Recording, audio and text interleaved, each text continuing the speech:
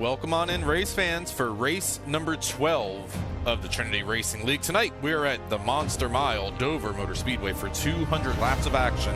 Last week, we come away from Charlotte Motor Speedway, and tonight we hit the concrete banks of Dover, Delaware. Joining me up in the booth, as usual, I want to introduce my friend and my co-host. Good evening, Chris Rose, to you.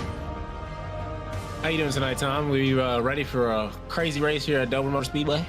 Absolutely. I tell you what, Dover is underrated in terms of difficultiness on the iRacing.com service, as the corners, they're going to get super tight on the exit, and the concrete, the track temperature, by the way, I think is somewhere around 109, 110 degrees is what race control was telling us before. He said it was over 100 degrees. Yeah, so these drivers going to have their hands full here tonight. I believe it was like 110 that he said before, but that's still pretty hot for a concrete track like this. So it absolutely is. Tonight is the final race of the Trinity Challenge. It's going to be Scott Richter up against Cedric Hunter. The higher finishing of the two drivers going to walk away with $25 of Josh's money. So these drivers got something to do and something to race for out here. The top three in opening practice, it's Tyler Reeve, Thomas Green, and the Martinsville winner, Ali Fonseca, in third, as the top five is rounded out by Brandon Gass and Nolan Hicks here with just about 30 seconds remaining in opening practice. Chris, we come to our first concrete track of the season. Let's take another quick look at that and verify that. But we come to Dover Motor Speedway, and in a lot of ways this place races a little bit like Rockingham that everybody saw over this past weekend with the O'Reilly cars. That's as these drivers are racing out here tonight, and the exits of the corners super tight, and that wall will jump out and bite you up there with miles. Absolutely, especially on like turn 4, coming out of turn 4, it gets real tight at the end, as you see a little bit of the tire tracks there go out towards the wall. But you really want to kind of run the bottom of turn 4 and maybe get a late turn into the bottom, a late apex in the corner, just to ensure that you're not getting into that wall on the outside. It's definitely a big danger here at Dover. Well, practice is wrapped up here. Drivers going to be given 2 laps to put down their best qualifying effort that they possibly can. As we wait for some drivers to make their way out of pit road here, looks like, actually, let's jump on over here. Looks like Josh Kanata going to be one of the first ones to roll out of pit road in that Toyota Supra. We got him rolling out on the exit of the apron down there. Josh Kanata, you know, we were talking to Josh before, and I think this is the balance that a lot of drivers struggle with. They said, I can be good at saving my car, saving my tires, or just having speed.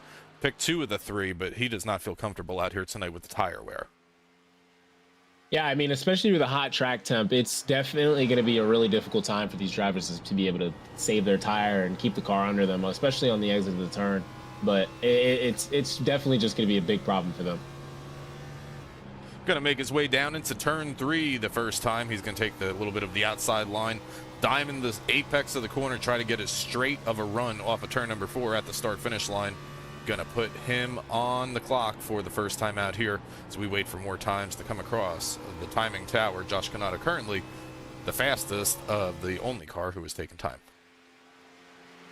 You see, he got a little bit loose coming out of 2 there. It's definitely a product of the colder tires as well as the hot track. It's just not a good combo here, especially early race. It's going to be a lot of squirrely cars coming out of the corners.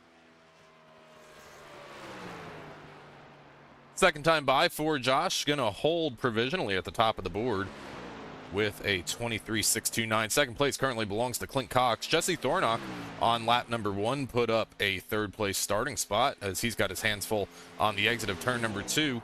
Let's see what he's able to do on lap number 2 as he tries to rip his way around the bottom shelf of the speedway.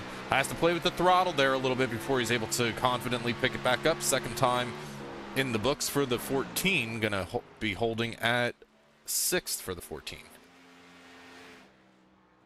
You know, I've heard from interviews of drivers in real life that the entrance of Dover into both the corners is really unique, just from the way the car makes you feel, all the momentum of the car as well as like the G-forces going into the corner. It would honestly, it's just a really interesting little fact about Dover. Nolan Hicks currently following the driver of the 86 around. First time by was second, just got bumped down to third because we have a new provisional pole sitter out here. That's going to be Ali Fonseca in that 24 Chevy Camaro. Second time by for Hicks, not going to be an improvement. He's going to hold in third place as we have Brandon Gass out on an active track right now.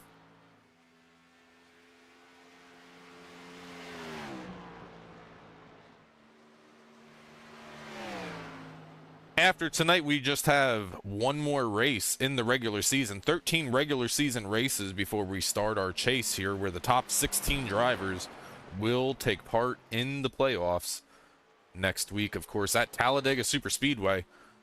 But before we get there, we got to get through here first. Jarrett Talmadge out on track right now, and Jarrett's, I tell you what, Josh was given some praise to Ryan Kelly, saying that he felt like it was going to be maybe a repeat win here for Ryan Kelly. Of course, the winner last week at Charlotte Motor Speedway. But don't ever count out that 27 when it's on track.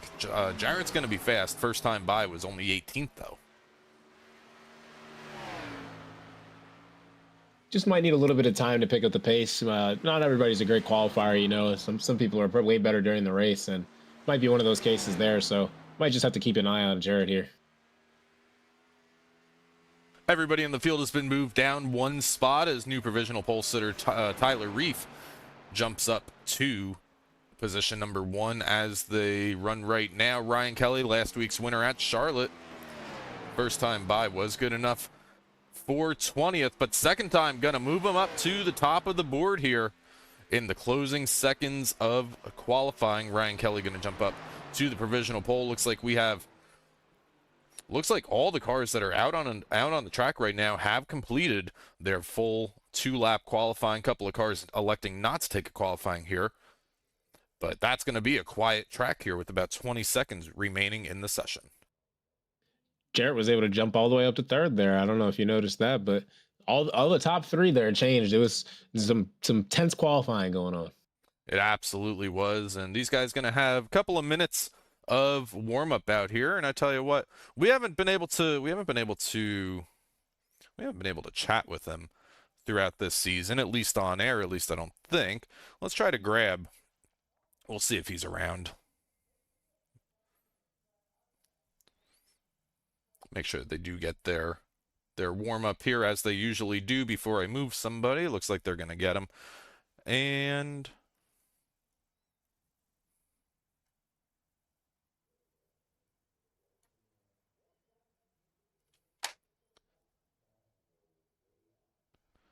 okay, well, my plan was to grab Josh Kanata, but he just went unavailable. So I tell you what, let's grab last week's winner. That's going to be Ryan Kelly. Ryan Kelly picking up right where you left off. Got a pretty good starting spot out here tonight. How you feeling? Yeah, feeling good. Qualifying first. Hopefully the clean air will help up here, and I think it'll be a tire race here with the track being so hot. So hopefully we can just keep it under us and have a good race here. Yeah, we were talking with Josh earlier tonight, and Josh was like, "You better watch that 13 out here tonight." I guess tonight actually the 26, but he was saying that Dover was a good opportunity for you to go back-to-back wins here, and you know, with the start of the playoffs here just after next week, got to start thinking about the momentum going into the playoffs because we got a couple of wild cards in the chase there. Yeah, definitely. This is I think one of my favorite tracks here on the sim, so hopefully we can go back-to-back and gain that momentum for the playoffs. A lot of fast guys here, and it's going to be tough to get a championship. Well, you're going to have the best seat in the house of anybody as we begin 200 laps out here. Any particular strategy or anything you want to share before we get going out here tonight? How are we going to see that 26 try to manage that track position? Yeah, thinking about the long run. Well, trying to keep the lead, but I think if guys are pushing hard, I just let them go and try and keep the tires under us. We have limited tires tonight, so yeah, hopefully just keep it clean and be there at the end. All right, well, Ryan Kelly, best of luck to you. Maybe get to chat with you at the end of 200 laps. You're with Larry and Josh up there, right? Yes. All right, let's move you back up there and send you on your way as drivers have just about 3 minutes remaining out in the opening warm-up session out here as some drivers start to take to the track.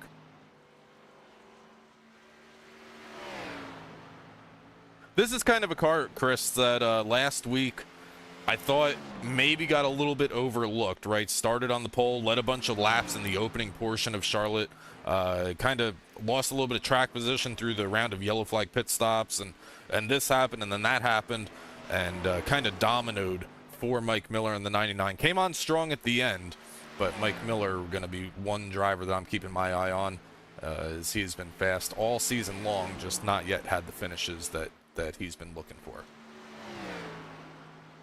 Yeah, you know, he's probably just real hungry. He's gonna come in real hungry this race, so we're definitely like I said with Jared, we're gonna have to keep an eye on him as well as the 27, see how they are during race time, because I know if I were the 99, I would be definitely hungry after last week. Yeah, last week got to be a feeling like one that maybe got away at Charlotte for the 99, but we see Mike back out on track as usual, putting in the practice laps here in warm-up out here this evening. Obviously, Chris, we go to next week. We've got Talladega, so you can pick up a 40-sided die and try to figure out who's going to win that race. But literally. I want to take a look at our playoff schedule that we got coming up, as we've got a minute or two remaining here in warm-up. We start our playoffs at Motegi, the Oval at Motegi, and then we go to Kentucky, Watkins Glen, Phoenix, and Las Vegas. If you're a driver, I mean, how do you approach those 5 races there? Because you've got 2 wild cards with Motegi and I guess Watkins Glen as well, being tracks that could be do or die for these playoff drivers. You know, it's really just practice. You know, it's, especially with a track like Watkins Glen, like you know it a little more, but it's a road course, so especially if you want to get a little bit of an advantage in the playoffs, you definitely want to practice on Watkins Glen. But Motegi's a whole other story. You know, you gotta find a way to figure that track out by yourself with no help. You know, there's not many guides for that track or anything, so a lot of people are going to be probably just getting a lot of time in and getting a lot of laps in on that track. A lot of these drivers probably not even familiar with Motegi. It's a track that is unorthodox to a regular NASCAR series schedule, be it the trucks, the next gen, or the O'Reilly cars. So a lot of these drivers may be seeing that track for the first time. Week number 2 of the playoffs brings us out to Kentucky, and then a couple of more races, and we decide a championship at Las Vegas Motor Speedway for 175 laps on May 18th. And we're going to be here with you every single Monday night with the Trinity Racing League on the Cyber Thunder Broadcast Network. I tell you what, Chris, Barney's picked up that checkered flag. It is about time we get to go racing out here this evening.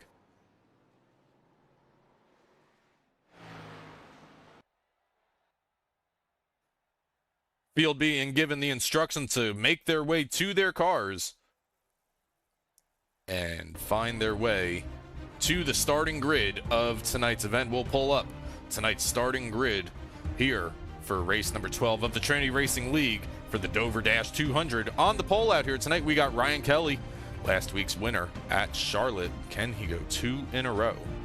We'll find out together after 200 laps. Tyler Reef in the number 13, just 17 1/1000ths of a second. Off of the pole, Jarrett Talmadge and Thomas Green make up row number 2 with the top 5, rounded out by Ali Fonseca.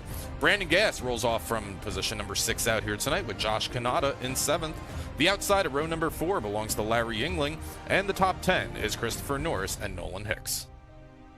Then you've got Scott Ricard in 11th in that 05 machine, Mark Labertone in 12th, Clint Cox in 13th, Noah Steele in 14th in the number 8, Mike Miller in that 99 machine we were talking about during practice, and he's going to be in 15th. Samuel Garcia is going to be in 16th. Chris Stamper is going to be in 17th in the number 53, machine that is. Josh Duvall is going to be in 18th. Josh Sawyer going to be in 19th. Cody Reed going to round out the top 20 in the number 25. Our field of 27 drivers out here tonight. Jesse Thornock in the 21st position. He's got Aaron Krolick to his outside on row number 11. Dakota Moniz and Ben Kinney make up row number 12. Stephen Klatt is the final driver to put a qualifying time down here at the Monster Mile. 2 drivers electing not to take a qualifying time. That's going to be Cedric Hunter and Martin Morales Jr. Field starts the roll off of pit road here in just a moment. Want to give a shout out, as we always do, to our pole sitter and grid sponsor, and that is going to be Blazing Fast TV. If you're looking for a chill, relaxed stream, head on over to Blazing Fast TV on Twitch and YouTube. Check out all the action that Dakota Moniz as he races. Drop a follow, subscribe to stay up to date when he goes live and post content. Dakota Moniz rolling off from 23rd place out here tonight, so got some work to do in front of him before he can find his way forward. But these drivers get set to make their way off of pit road, and the iRacing.com pace car is rolling for the first time this evening. I swear to God, they change that pace car every week. Don't know how iRacing decides it. Well, they got a couple of different variations. They've got the truck, they've got the BMW, they've got this one, which this one is unbranded, but I call it the Volkswagen. It kind of looks like a little bit of a little Volkswagen. It looks like a jet. Volkswagen Audi mix. It's so weird.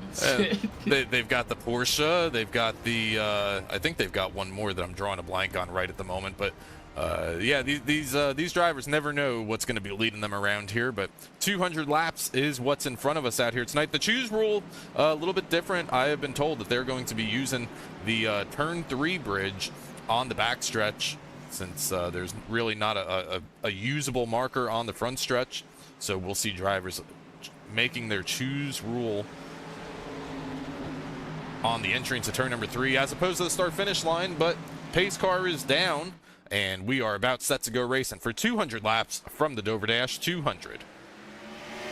Drivers with the loud pedal, they're going to be here, sending it here into turn 1. See how the grip looks going into this corner here with that hot track tone.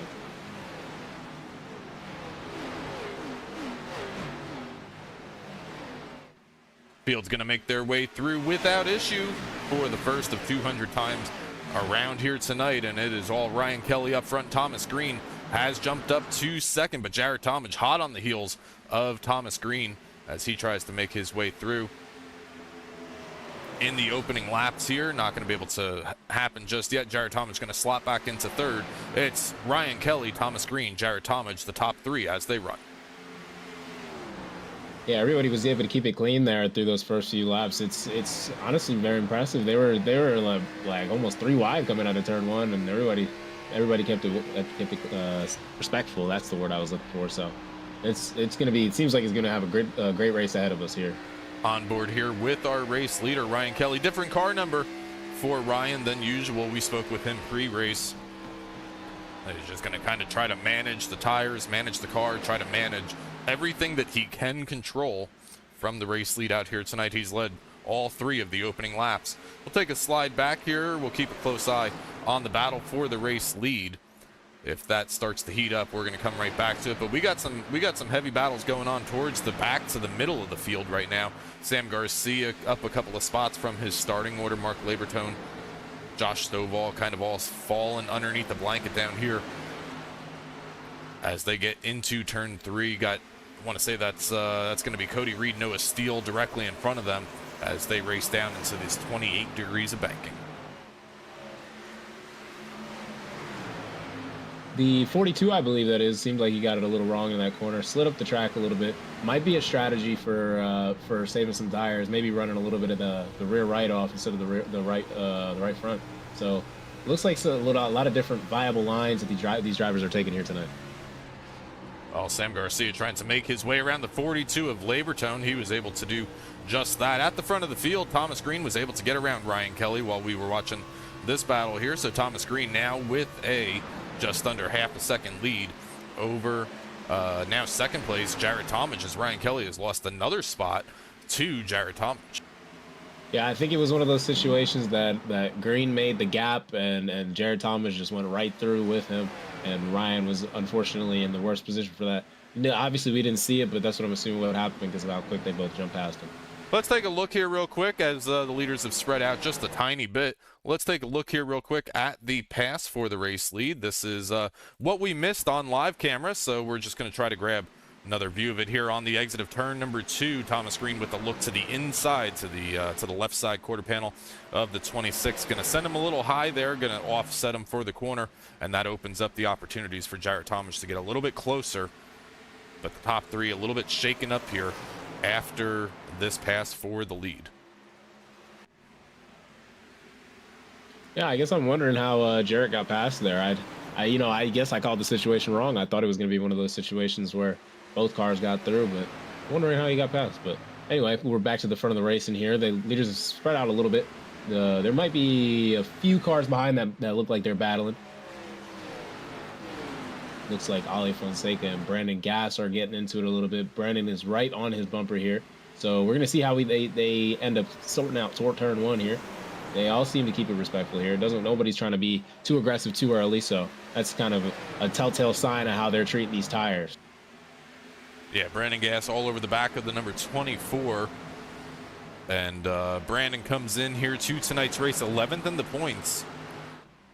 We're taking the top 16 to the playoffs, so Brandon probably feels pretty comfortable and is probably mathematically locked in to the playoffs here. The cut line for the playoffs out here, you got Clint Cox in 14th, Noah Steele after a bad finish last week at Charlotte Motor Speedway. He's down to 15th. Sam Garcia in that number 50. Sam Garcia 16th on the bubble out here tonight, and he's being chased by Cody Reed in 17th and Aaron Kralik trying to find their way into the playoffs. Yeah, those drivers are going to be real hungry here tonight. We're probably going to see a lot of aggression out here, try to get themselves out of that very scary spot to be on the edge of the bubble there. You know, it's not very comfortable to be there. You kind of got to run every race perfect and not make any sort of mistakes, not make sure you're finishing every race. You know, so you're going to see a little bit of aggression, maybe a little bit of a safe aggression, just to be able to gain some spots here. Well, it's a precarious situation for one of those drivers to be in, right? Because in the Trinity Racing League, there's no stage points that are typically awarded in a NASCAR style series to help offset those bad finishes. So bad finishes are kind of magnified here because you don't have those additional up to 20 points to rely on at the end of the night. And you know, if you have a bad finish out here, I don't know if there's a worse place to go into needing to do something special than Talladega. Absolutely, especially with how random that track is and how honestly crazy that everybody can be at that track. You don't want to get caught up in something that you have nothing to do with and then just be out of the contention for the points. So you know this is going to be the spot as we see a caution come out as drivers are going to want to be aggression, yeah, be aggressive. Yellow flag out for the first time. Maybe the 13 of Tyler Reef. We'll take a look and find out what happens. Yeah, he's got some damage. He's got a motor that's expired on here. Let's take a look with Tyler Reef. He's going to actually disappear, have a connection issue very briefly. You gotta wonder, maybe he spawned inside of someone, and yep, that's exactly what happened. Connection came back, he was inside of a car's bumper, and he got sent straight down. All right, let's try to grab another look here. This time we're going to take a look from let's take a look here from Aaron. Aaron Kralik was right around him here as Tyler Reef still gone from the server as it is right now. Still waiting on him to reappear, and like you said, when he came back, he was in front of Josh Stovall, and he goes around off the nose of the one car. That's it's a difficult situation to accept there, Chris, but it's one of those things that you can't place blame on the one car because he reappeared right at the wrong time. Yeah, there's definitely no one to blame there, unfortunately. Just a connection issue that ends up internet expiring is not a great thing to happen on iRacing. And fortunately, oh yeah, look at that, just right up in front of the bumper. Nothing the one could even do. He's just got straight turn. So that's an unfortunate break for Tyler there. I know he comes out occasionally, so it's just a very unfortunate break for him. A couple of cars decided to come down to pit road here as we've completed about 15 laps of green flag racing. Ryan Kelly, Larry Yingling, Noah Steele, Clint Cox, Chris Stamper, and more all on pit road. So a little bit of a split strategy here. The top 13, make it 14 cars, gonna be out on older tires, and we're gonna see some of these drivers. Kind of surprised that Ryan Kelly came down on here on pit road. Granted, he did lose a couple of spots in the opening laps, but the pole sitter already on an alternate strategy. You know, I think that goes to show how the tires are wearing. Maybe Ryan wants to be able to get a little bit of that advantage here in this kind of I guess you would say like dead section of the race where not really everybody's being aggressive or anything. Maybe he wants to get a little bit of an advantage to be able to get back up to the front and then be on a tire advantage in front of everybody. But it may force him out of position for the next round of pit stops. You never know. Well, very well could be. We saw something very similar last week at Charlotte Motor Speedway where some drivers elected to stay out. And then, I mean, we saw just how important the tires were at the end. But at the end of the night, it wasn't the tires that won the race. It was the track position. Yeah, and you know that might be how it is here at Dover, especially because it's pretty difficult to pass here, kind of just like Charlotte. So, you know, it might be. You brought a good point there. I don't really have a rebuttal for that. Field sees the 1 to go signal here at the start-finish line, and it looks like the race leader, Thomas Green, elects to take the outside line here. That's, you know, I guess if you're ever going to try something and see if it's a viable option for later in the race, there's no better option to do it than right here as we're only 17 laps in. So Thomas Green elects to take the outside, Jared Talmadge the inside. Nolan Hicks elects to take the outside, and he's going to jump up to the 4th place running position with Ali Fonseca in 3rd. You know, the top line is not a bad decision here, you know, especially if you get a good run through one and 2. You can be in the position off of 2 to where 1 has to stop their line coming up, because the inside gets real tight coming off 2. So sometimes they if you get there in the right spot, it forces them to lift, and you still have the advantage coming off 2. Well, we're about to find out which lane works better as pace car makes its way down. Thomas Green, Jared Talmadge on the front row, going to be bringing us to the green flag for the 2nd time this evening from the Dover Dash 200. Barney's going to send us on our way, and the outside lane of Thomas Green going to get the advantage going down into turn number 1. He hits the loud pedal first, and he's got a 2-car length advantage by the time he gets into 1.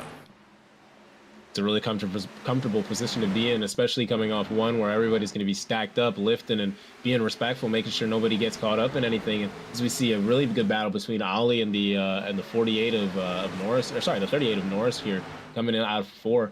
Looks like Norris just gave him the room there. He didn't want to get caught up with him, but Chris is going to sit here and probably just file up behind Ali and see if he can continue here and get some positions.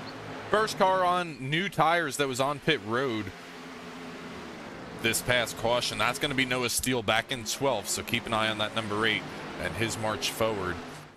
We may be able to answer the question early in tonight's race, just how much are tires worth. And Noah Steele currently battling with Cody Reed as he looks to take away the 11th place position. He's going to be able to do so and start knocking on the door for the back half of the top 10 as he gets around Mike Miller.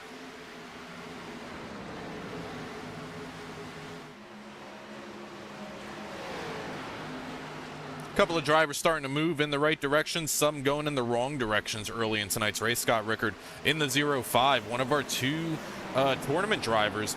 Again, Scott Richter up against Cedric Hunter. Cedric Hunter running back in 19th out here tonight. The higher finishing of the 2 drivers going to walk away with $25 of cold, hard cash from the Trinity Racing League. As gives them something to race against. We've seen the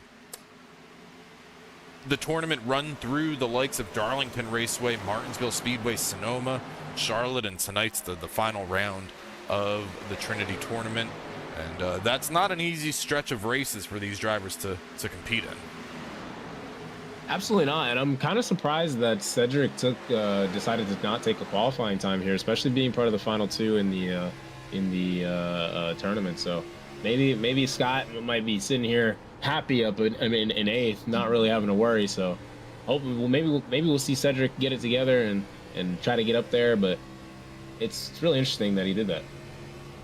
At the front of the field is still Thomas Green. We're riding on board with Noah Steele. Noah, again, the first driver to come down 4 fresh tires on lap number 16. Other drivers that did so as well is going to be Ryan Kelly, Larry Yingling, Clint Cox. Those drivers stuck outside the top 10 as they run right now, as they try to make their way forward. But Noah Steele putting these Goodyears to use here 25 laps into tonight. Yeah, look, you can just see the difference there between him and Christopher out of 4. He just has a great run. It's probably going to be able to get below him here and get into 1 as Chris just lets him by. Doesn't really want to battle him, so he's going to slot right back in there and probably just continue to try to save the tires for the rest of this run. Yeah, that's going to move him up to a fourth place running position. Already up about 10 spots from where he restarted just outside the top 10. But now Ali Fonseca, he's going to be the next one in the crosshairs from Noah Steele in that number 8 Chevy Camaro. Not going to be too much of a battle. Noah's going to slot down on the inside on the entrance to turn number 1 and take position number 3 away as he sets his sights on second place Jared Tomich. Taking those tires might have been a really good opportunity for those drivers who went down in pit lane, because we can see Ryan Kelly's also coming all the way back up. He's already in 7th, so maybe that was the right decision here. Maybe not. We'll have to end up seeing throughout the race. Got some battles happening behind this group here, but we're going to stick right with Noah Steele as now he gets around second place Jared Tomich, and he's going to now try to chase down the number 3 of Thomas Green. Last time by was about 0.4 of a second faster than race leader Thomas Green. So at that pace, Chris, it's not going to be too long before we have a battle here, and it may happen on the exit of 2. Yeah, honestly, I think it's going to happen into the start of 3 here, off the end of 2 here.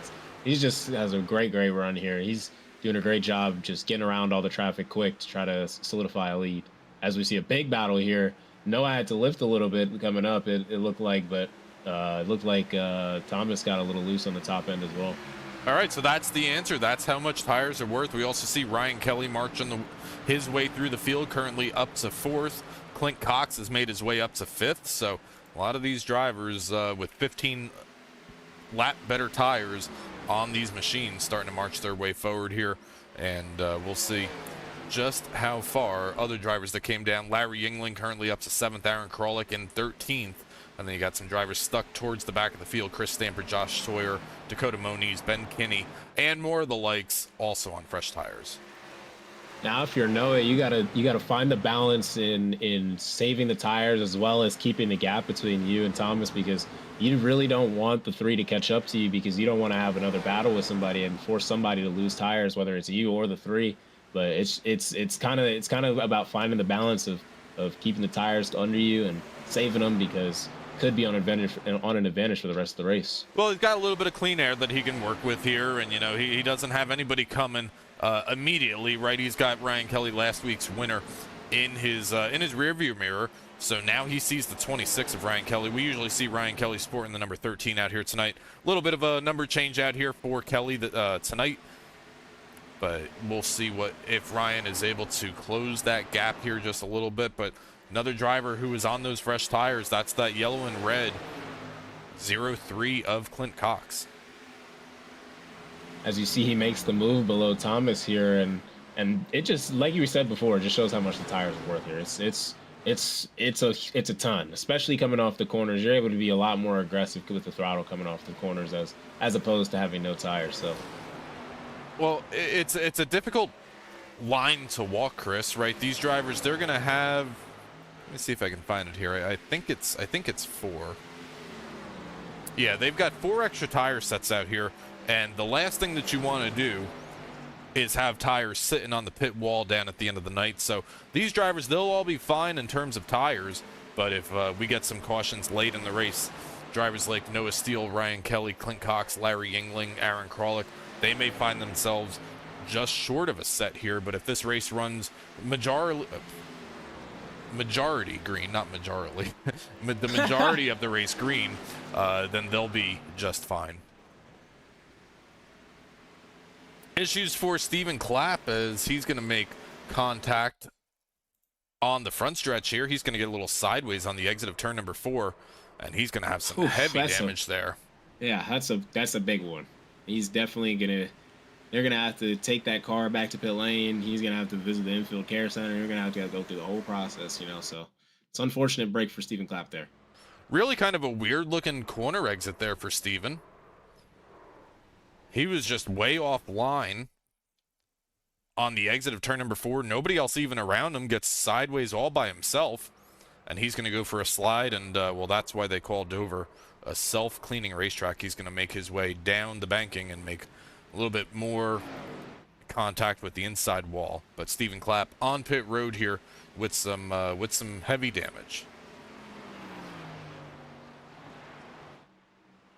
back up to the front here. Noah Steele has got a pretty sizable gap here on Ryan Kelly now. He's seems to be. I'm not sure if he's still pushing that car or not, but he's in just a real comfortable position. Like you were saying, there's just got the clean air, nobody around him. He can just sit back, relax, and save the tires and just run his race. So it's a really good position to be in.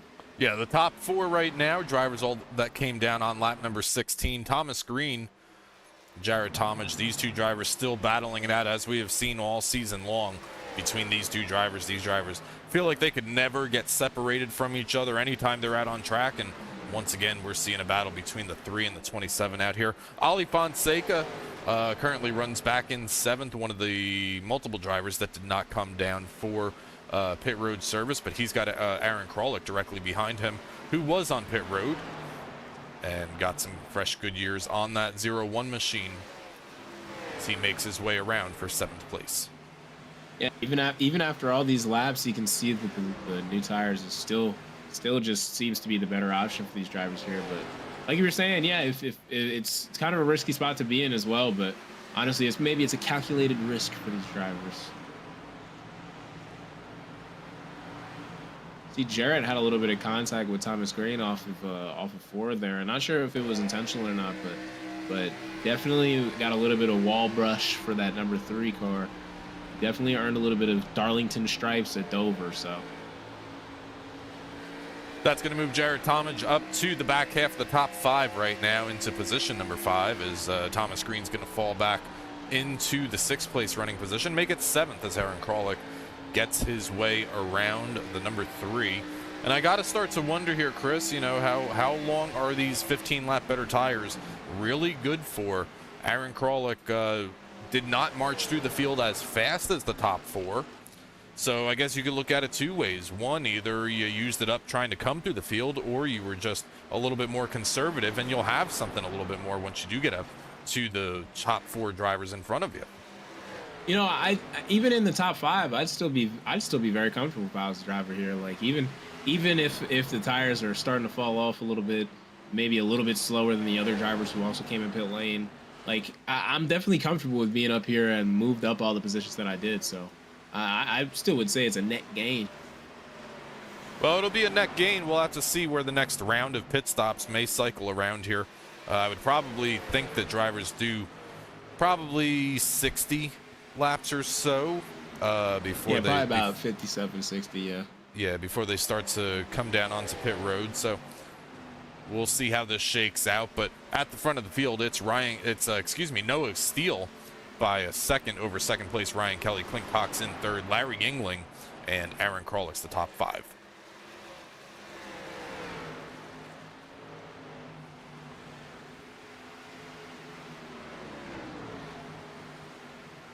There was also an issue for Josh Kanata a couple of laps ago. Let's see if we can't grab what may have happened to Josh Kanata. He's back out on the racetrack right now. But Josh Kanata going to be making his way down onto pit road, and possibly another connection issue here. Very similar to what we saw with Tyler Reeve early in the going out here tonight.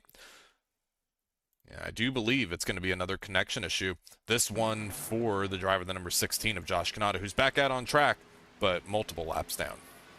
Yeah, it might have been one of those situations, those new situations where iRacing actually sends you back to the pits once you have a staggered connection. So it might have been one of those situations since we didn't really see anything. But not too hard to tell here, but he's looking to get right past Noah Steele here, maybe get a little bit of a lap back from him as Noah just lets him by. So Josh is going to be speeding around trying to look for something to happen to get him back into contention. That's going to move Josh Kanata from 10 to 9 laps down here as we approach the quarter-way mark of tonight's race that is currently being led by Noah Steele. Ryan Kelly in 2nd, Aaron Krolick still hanging back around in the top 5 as he has gotten a little bit closer to the driver of the 67. That's that familiar red Ford Mustang directly in front of him last time by, a little bit faster, about 0.3 of a second faster for the 01. As you can see, the huge difference here in tires actually, I'm not sure if it's a difference in tire here, but he just got a very good run through the middle of the corner there, and it seemed to it just looked like he had new tires with how good of a run he had. But we'll see what ends up happening coming off of 2 here. But back here to Krolick, he seems to have a little bit of room between the 67 of him trying to get a little bit of that corner back that speed back middle of the corner, but 67 seems to prevail. He's got a little bit of a better diamond of the corner there. You see him enter a little bit higher than the 67, going to be able to bring it down. Kind of what we saw in qualifying here for these drivers. They were able to enter a little bit high, then dive down and try to get as straight of a run off the corner as they possibly could. And that gives you some leeway here as the tires start to wear, as the Goodyears start to wear on the longer runs. And it's showing here because that time by, once again, faster than the 67 directly in front of him. Now he's got to find a way around him. Yeah, and that's the hard part, especially here at Dover. It's a really difficult way. It's a difficult game to play if you're trying to go under the car, especially out of 1 and 2 with how tight the corner gets. But it's a difficult game to play. Ooh, big sideways on the corner exit there for Aaron Krolick. But all that said, he was actually able to make his way around the 67 of Aaron Krolick move, or of Larry Engling move Aaron Krolick up to the 4th place running position. Now he's going to try to chase down Clint Cox, who's 3 seconds up the road in front of him. Take a look back at some of the drivers that did not pit on that first lap, number 16 caution. Ali Fonseca currently leading the group number B, I guess if you want to call it that. Ali Fonseca, the first driver without tires. Jarrett Talmadge without tires. Thomas Green without tires. And they're going to have Christopher Norris way back in the camera shot back there. But some of these drivers still managing to stay up in the front half of the top 10. Yeah, really impressive showing for these drivers. They able to stay up in the top 10. But I do believe it was a small number of cars that came down pit lane, so it may still be kind of just like a normal race beyond them. But the tires just made such a big difference. It's kind of crazy to see, to be honest. Jarrett Talmadge is sticking right with the 24 as they make their way down into turn number 3. The 27 all over the back of the 24 tries to take a look here, and he's going to take a look possibly on corner entry here, maybe think better of it. That window was there, but it closed very quickly, and now he's got that Chevy Camaro right up against the rear bumper of the 24 Fonseca.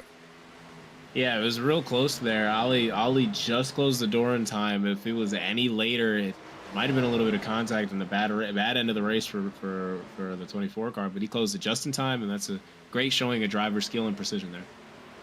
Ali Fonseca with a little bit of a slide, so starting to see some slides from these drivers on corner exit here. We were talking about the track temperature before we got started out here tonight. Let's take a look at what the track temperature is out here tonight right now. 82 degrees, that's the ambient temperature, so they're probably working with about 30 degrees hotter track than what the air temperature is out here this evening. Clear conditions out here today, not a cloud in the sky, as Josh said. But we working our way through this race here at Dover, Delaware for race number 12 of the Trinity Racing League. At the front of the field, it's Noah Steele. That lead has slowly evaporated here as he's got Ryan Kelly now within a quarter second at the most. It was about a second over the 26 of Kelly, and now Ryan Kelly is right with him. You know, maybe that gap we saw early in the race was Ryan Kelly actually saving some tire here, because he seems to have a little bit of an advantage on the 8, and he's actually able to close that gap, and we're going to see some close racing here between the top 2 here in a moment. You can see the speed difference just visually on the corner exit there between the race leader Noah Steele and second place Ryan Kelly. Kelly took a little bit more of a diamond approach through 3 and 4. It will take a ride on board here with the 26 of Kelly. Once again, enters the corner higher and going to cut that car all the way down to the apron line and try to get a better run off of turn number 4 that time by. That time by, they were actually pretty even. Noah Steele was better by about 100th of a second.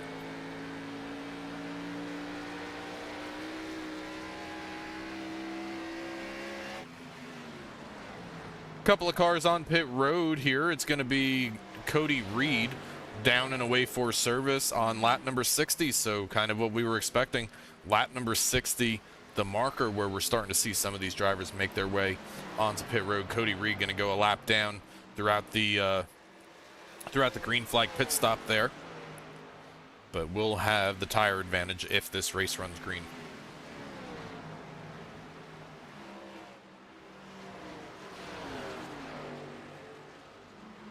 Anytime you're doing green flag pit stops, Chris, whether it's here at Dover or a smaller track like, I don't know, say Iowa or something like that, you have the opportunity to catch an untimely caution and put yourself multiple laps down. So while it does have the advantages, it's also certainly got its risks as well. You know, it's funny you mentioned that, Tom. That sounds a little bit familiar, but yeah, it's if you go if you go down a lap after an untimely caution, you can have real issues happen for the pack. So, especially for you as a singular driver as well as the pack, especially if the leader decides not to come down pit road. So, it's an interesting game to play here, but it's definitely a more common product here at these smaller tracks. It gets a little bit hairy, especially on older tires. Well, and I think the risk is exaggerated, right? Because you take a look at just how difficult the pit road entry is here. I myself have hit the pit road wall here once or twice, sometimes in memorable fashion, taking out a couple of other cars along the way, but a couple of more cars making their way into pit road. Josh Sawyer in the 19 comes onto pit road, but yeah, the risks here specifically at Dover maybe a little bit higher than the other tracks because you have the opportunity to have big issues on the pit road entry. Yeah, as well as Dover being such a fast track to where lap times are super fast, to where if you can't get a pit stop off in the right time, then or time it right between you and the leader, then you could end up going if not a lap, then a lap and a half down, and then you're having to fight back a whole different race. This is going to get close through 3 and 4. Thomas Green barely gets a nose on the inside of the 24. Fonseca through turns 3 and 4. How that wasn't contact, beyond me. Those drivers were about as close as you could possibly be, and Thomas Green still all over the back of them. Maybe starting to see a little bit of impatience here from the 3 as he tries to make his way around Fonseca directly in front of him, but Thomas Green certainly letting him know that he's there. Yeah, absolutely. The way he got his nose in off of 3 and 4 there was really impressive. It was just a little unfortunate that 24 got a run off the corner. He could have probably stuck it down the same way he did in 3 and 4, and then had a real big advantage off of 1 and 2. But he seems to have a big run coming off of 1 and 2. He might have to stick it down here into 3 and 4. It looks like he does, but Ollie's able to spot it and get down quicker than Thomas can get there. Ollie was able to run a little bit of a defensive line on the entry into turn number 3 and managed to keep 7th place over the chaser. Thomas Green currently back in 8th. Noah Steele, once again, this lead is evaporated, and then it's grown again, and now it's evaporated again. The top 2 cars now within a 10th of each other here as we're going to have a battle for the race lead. Kelly, the pole sitter for tonight's race, down to the inside of Noah Steele on the entry into 1, and it may be Ryan Kelly by the time they exit 2. As it is, as they end up exiting to 1 and 2, clear, or the 26 is clear of the 8, and they seem to have a pretty balanced corner entry here, and don't seem to have a big speed difference, so it might have ended up settling out right here. Couple of cars already on pit road. Cody Reed came down on pit road on lap number 57 for Cody Reed, so about 13 laps ago. Still a lap down. First car in the wave around position, free pass position, I suppose it would be, is going to be, I guess now it's going to be Jesse Thornock, but it's going to be handed over to Ben Kinney here. So even if a caution comes out right now, Cody Reed would not have a way to get back around. Issues for Sam Garcia. Oh, you know what? I bet you I tell you what's happening here.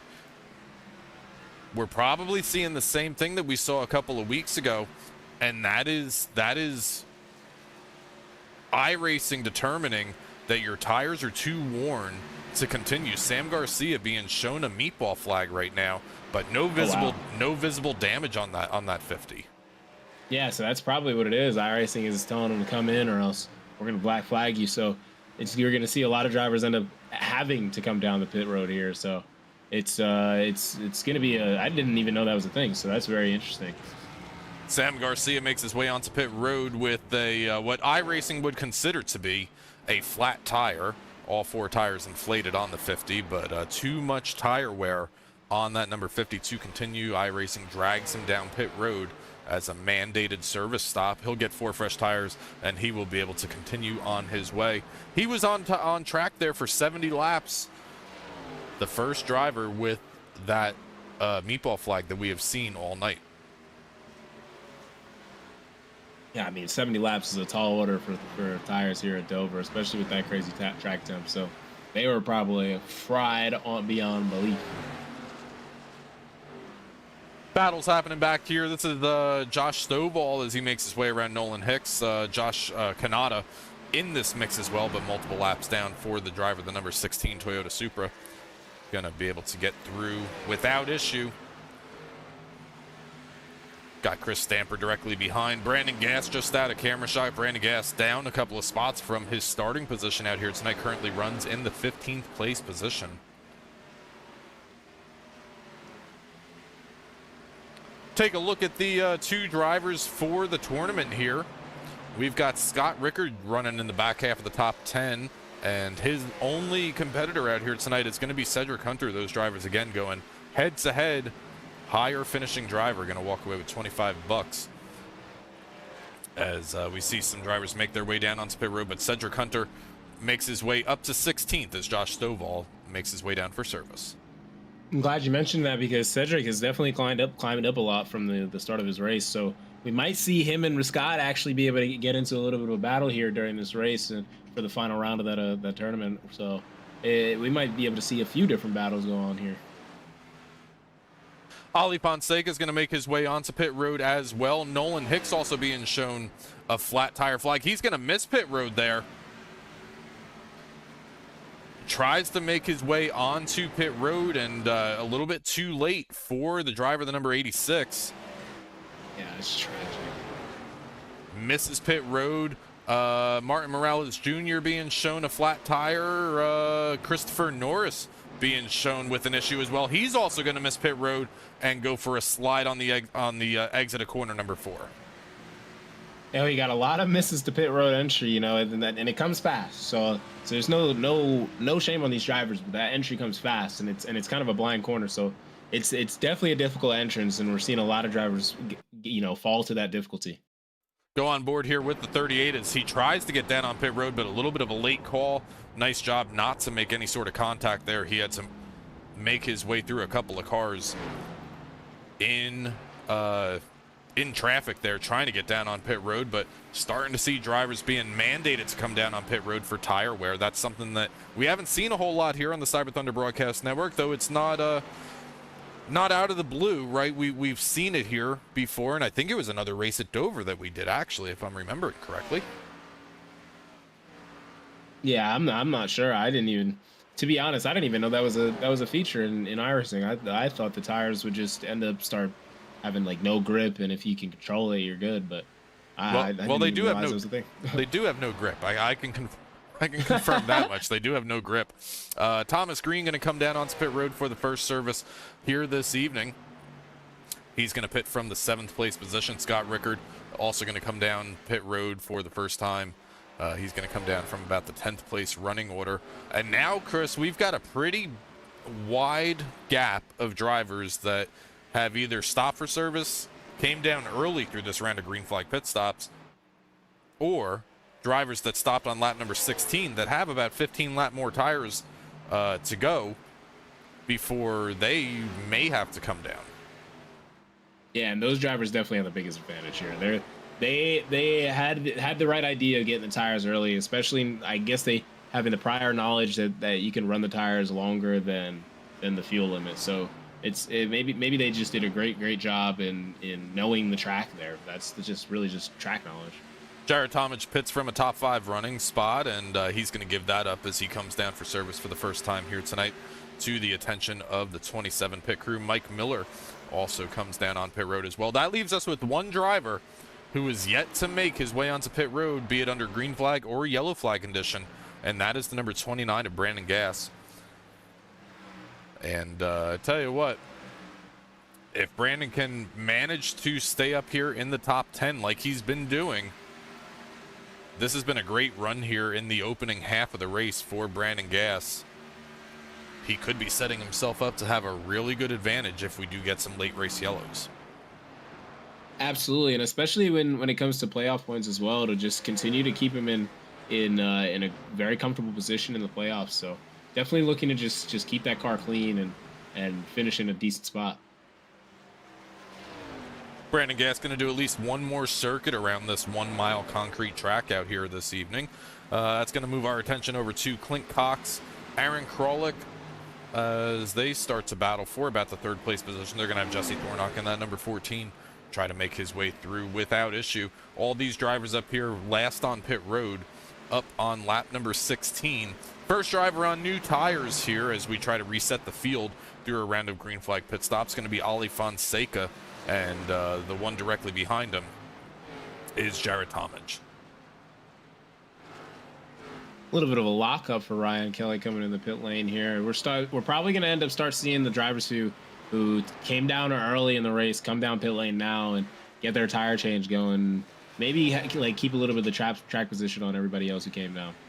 Yeah, it does look like the tentative race lead once the top 8 here pit, gonna hand over the race lead over to Ali Fonseca, as he is the first one that came down. Cody Reed was one of the first cars to hit pit road, but still runs back in the 14th place position, and he's going to be a lap down or 2 for Cody Reed. So unable to take advantage of the tire advantage early in the going out here. But I tell you what, 88 laps in tonight's race on the books. So we're going to begin lap number 89. Brandon Gass still is not pitted for service. This is really surprising here. Extremely surprising, but honestly, we might have to tune into Scott and Cedric as they're right next to each other now. They may start battling here for that those position points for the tournament.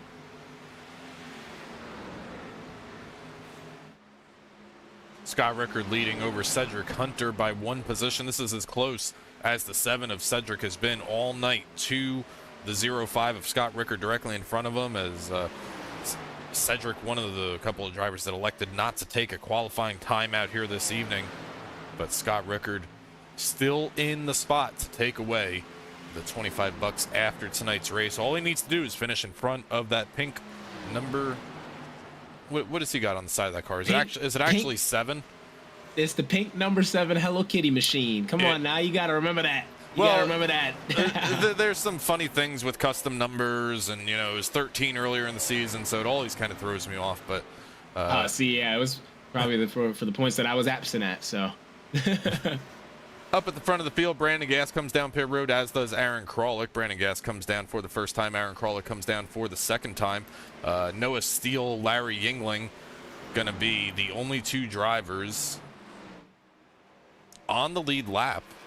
If I'm reading this correctly, the only 2 drivers on the lead lap. So caution right now would absolutely play into their hands. But the window is starting to close, as now Noah Steele, the race leader, going to come down onto pit road. That's going to leave Larry Yingling on the backstretch here. We'll see if the 67 comes onto pit road as well, and it looks like he may be. He looks like he's gonna elect to stay out one more lap, and that's kind of what I was thinking, that he might try to stay out one more lap, get a little bit of an advantage on the 8 car, and then bring it down. Maybe have a slight cushion, but it really ends up to being how he can run this lap and how he can enter pit lane.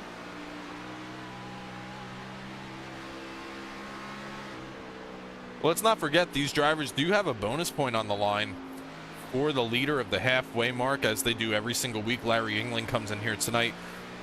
He's going to come in 14 points behind the bubble line of Sam Garcia. So if he can manage to stay out here for another 6 laps or so, he'll pick up another bonus point, which will help his playoff chances. Just 14 points back off of the cut line right now, but the 67 of Larry Yingling still stays out as they run right now. It sure seems like that's what's going to end up happening with the 67, but 6 laps in the 22 seconds of a cushion is kind of a hard deal to take. So we may see the 67 and 26 have a slight battle, maybe try for that bonus point, but really depends on how much the 67 wants it or needs it. Larry's going to stay out for at least one more circuit around this 1 mile track here at Dover, Delaware. His drivers start to look for the halfway marker of tonight's race for the Dover Dash 200. This is the 12th race of the Trinity Racing League season. Next week, we're going to be live again.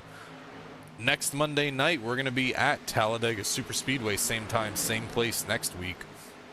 And Talladega never disappoints in terms of excitement.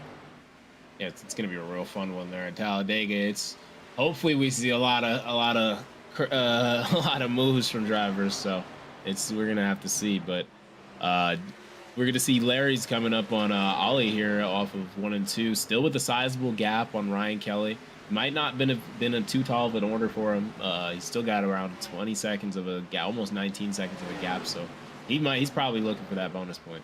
Yeah, I think at this point, Larry is definitely looking for that. I think the one monkey wrench that we don't know the answer to is will he receive the same meatball flag that a lot of drivers did early in the going of tonight's race that had to mandate a lot of drivers to come down onto pit road. Not the case just yet.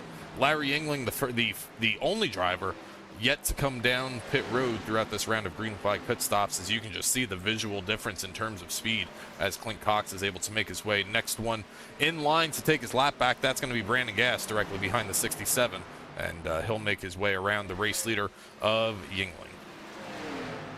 You know, one point you made about the meatball flag is I'm not sure if it's an instant you got to come down pit lane or if it's 3 laps of cushion. So either way, if he has that meatball flag, it's about now he'll be probably all right before he ends up having to come down pit lane. All right, we begin the halfway marker of tonight's race, and a bonus point to be awarded at the end of this lap, and we presume that this bonus point will go to Larry Yingling unless anything crazy happens. But Apex 50, that's our halfway bonus sponsor. If you're looking for fun and relatable sim racing content, SG_racing has you covered. Check out Sam Garcia's Apex 50 on YouTube, TikTok, Instagram, and Twitch, as Larry Yingling picks up the Apex 50 halfway bonus sponsor of tonight's race. And as we always do, Sam Garcia, the bonus sponsor out here this evening. Sam Garcia currently runs back in the 17th place. That bonus point has been awarded, and now we see Yingling come onto pit road. Yeah, right after he got that bonus point, he's ended up coming down pit lane, probably trying to get as much points as he can before the playoff starts. The other side of that sword there, Chris, though, it's a double-edged sword, right? He got the bonus point, and now he's gonna have about 15 lap better tires than almost anybody out on track. But he was giving up. I mean, his last time by, I guess he was on pit road for that one, but he was giving up about 2.5 to 3 seconds a lap there. So we'll have to see where the 67 rejoins on pit road and in his box for service for that number 67. Looks like he's going to roll out about the 15th position as he loses a couple of more spots as the field races around him. You know, he did unfortunately go a lap down, but we did see how fast those tires played into position, or came into play earlier in the race with 15 lap better tires. You saw how much of a difference they were with the top, what was it, 5-6 cars that came in. So unfortunately, he is a lap down, but as long as he clears that first car that's a lap down, if there's a caution, he's going to be in the best position out of everyone in the race.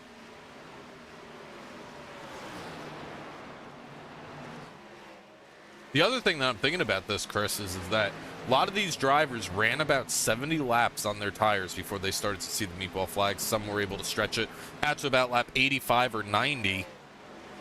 We're within that 90 lap window here of the end of tonight's race. Got 94 laps to go this time by as Ryan Kelly comes across the start finish line.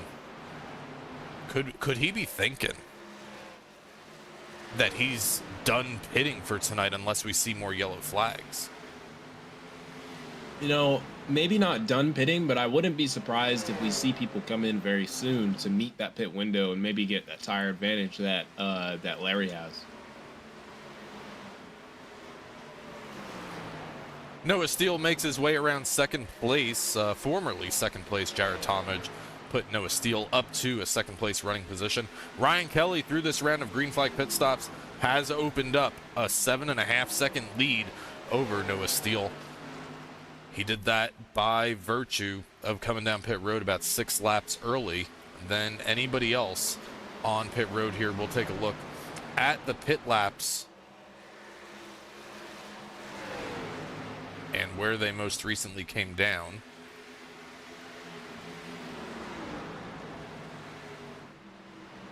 Very, very interesting pit stream between everybody. Relatively close is from 3rd to 5th, but 2nd and 6th have a huge gap between the tires. Big issues for Noah Steele on the exit at corner number 4 there. He caught it, but not before using up some rubber on that tire. Big issues for the number 8 on the exit there. Yeah, to be honest, I was too busy looking at the difference in pit time to see even what happened. But what a good save there from Thomas Green coming off of 3 and 4. Mike Miller tries to take a spot away from Cedric Hunter. This is going to be a battle for the 10th place spot. Mike Miller going to be able to take that spot away from the driver, the number 7. Mike Miller going to make a little bit of contact on the outside wall. By the time they get back down into turn number 1, they're going to be side by side, at least momentarily. Once again, Cedric Hunter still puts the chase on the 99 of Miller as they make their way out of 2, give Miller the top 10.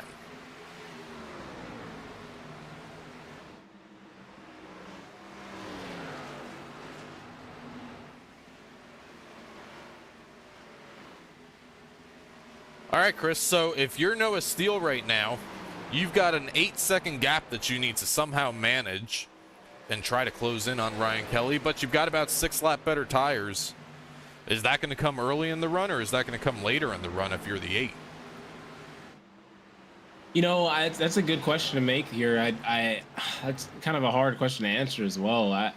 If I were the 8, I would probably want my tires to come in later in the run, just so I'm a little quicker than everybody later. But there is also an argument to using those tires early. On board with Hunter, Cedric Hunter going to be able to make his way around the lap vehicle of Josh Kanata here. Cedric Hunter got passed a lap or 2 ago by Mike Miller here. All these drivers, most of these drivers have already been down on pit road around lap number 86, anywhere between, we'll call it 75 and 90 for the majority of the field. Larry Yingling, though, currently back in the 14th place running position, and I want to wait and see if it's showing him a lap down. It looks like he's on the lead lap, but we'll take a look here at Larry and see exactly where he is on track. He's just past the start-finish line to the Ryan Kelly machine, about 27 seconds up the road from Larry here. Larry's able to try to chase down that 51, couple of laps down for Ben Kinney directly in front of him up the road, going to be able to get through without much of an issue. But they continue on, and Larry will be in a good enough spot here now that he's back on the lead lap if this race runs green. But that's going to be a tall task to ask for here at Dover, Chris. I think Larry has one more car to get by, and then he'll be back on the lead lap because he's still behind Ryan Kelly, it looked like. But once he gets back on that lead lap, he will definitely absolutely be in the best position for a lot of these cars out here. And he seemed to be flying through the corners, especially when we first turned our view to him. Seemed to have a really, really quick turn 3 and 4 and came out of the corner super fast and shot towards 1 and 2 and nailed the entry. So yeah, last lap time for the 67 of Larry Yingling was 25 seconds even versus the race leaders who are running 25 6s and 4s and 5s and 7s up there. So considerably faster for Larry, but he does have a long way to go to get back up to the front of the field. Although if these drivers do come down pit road, that will settle that score without much of a battle here. But one thing that we do have a battle happening is Jarrett Talmadge and Clint Cox. These two drivers have kind of come together, and they've also got Dakota Moniz, Chris Stamper, all kind of underneath the blanket here on the exit of 2. You know, I thought it was Clint Cox, but it's actually his teammate giving Jared Talmadge a little bit of issues. They have the same livery, so I definitely got confused as well. So it looked like he was trying to hold up Jared Talmadge a little bit, maybe give a little bit of an advantage for the 0-3, but unable to gain that time there. But now at least he's got a teammate in front of him. Maybe he's able to to form up with him. Maybe the teammate will let him by, and he'll be able to get back racing the 27. As we approach lap number 120 out here tonight, want to give a shout out to the sponsors that allow us to be here every single Monday night. And our title sponsor, that's Larry Arts Productions. Larry Arts Productions, it's a comedy variety YouTube channel with content ranging from stop motion videos, vlogs, live streams, and more. Check out all the insanity that Larry produces on YouTube today over at Larry Arts Productions. Always a great partner and sponsor here of the Trinity Racing League, along with Blazing Fast TV, Apex 50, and Orchid Ink Tattoo Studio, the one doing the in-season tournament. All the partners allowing us to be here on a Monday night that allow us to call the action here with you all the way to the championship race on May 18th at Las Vegas Motor Speedway. It's going to be a fun one down there at Vegas. It's a really, really cool track to end on. I think I've said that before. Vegas is a lot of fun to race, and you know, I mean, it's maybe more so akin to tracks that we've seen throughout the season here in the Trinity Racing League. We saw Jared Talmadge pick up the win at, I want to say it was Kansas that he picked up the win at. Nolan Hicks got the win at Michigan. We've had Homestead Miami Speedway out there as well. So Vegas a fun one to end the season on. They're going to be doing 175 laps of racing from that track that night. Yeah, you mentioned a lot of precision-based or around mile and a halves there, and mile to mile and a halves, and they're really precision-based. And I don't know, I'm a sucker for those tracks. So I'm glad one of them is going to be the final race of the season.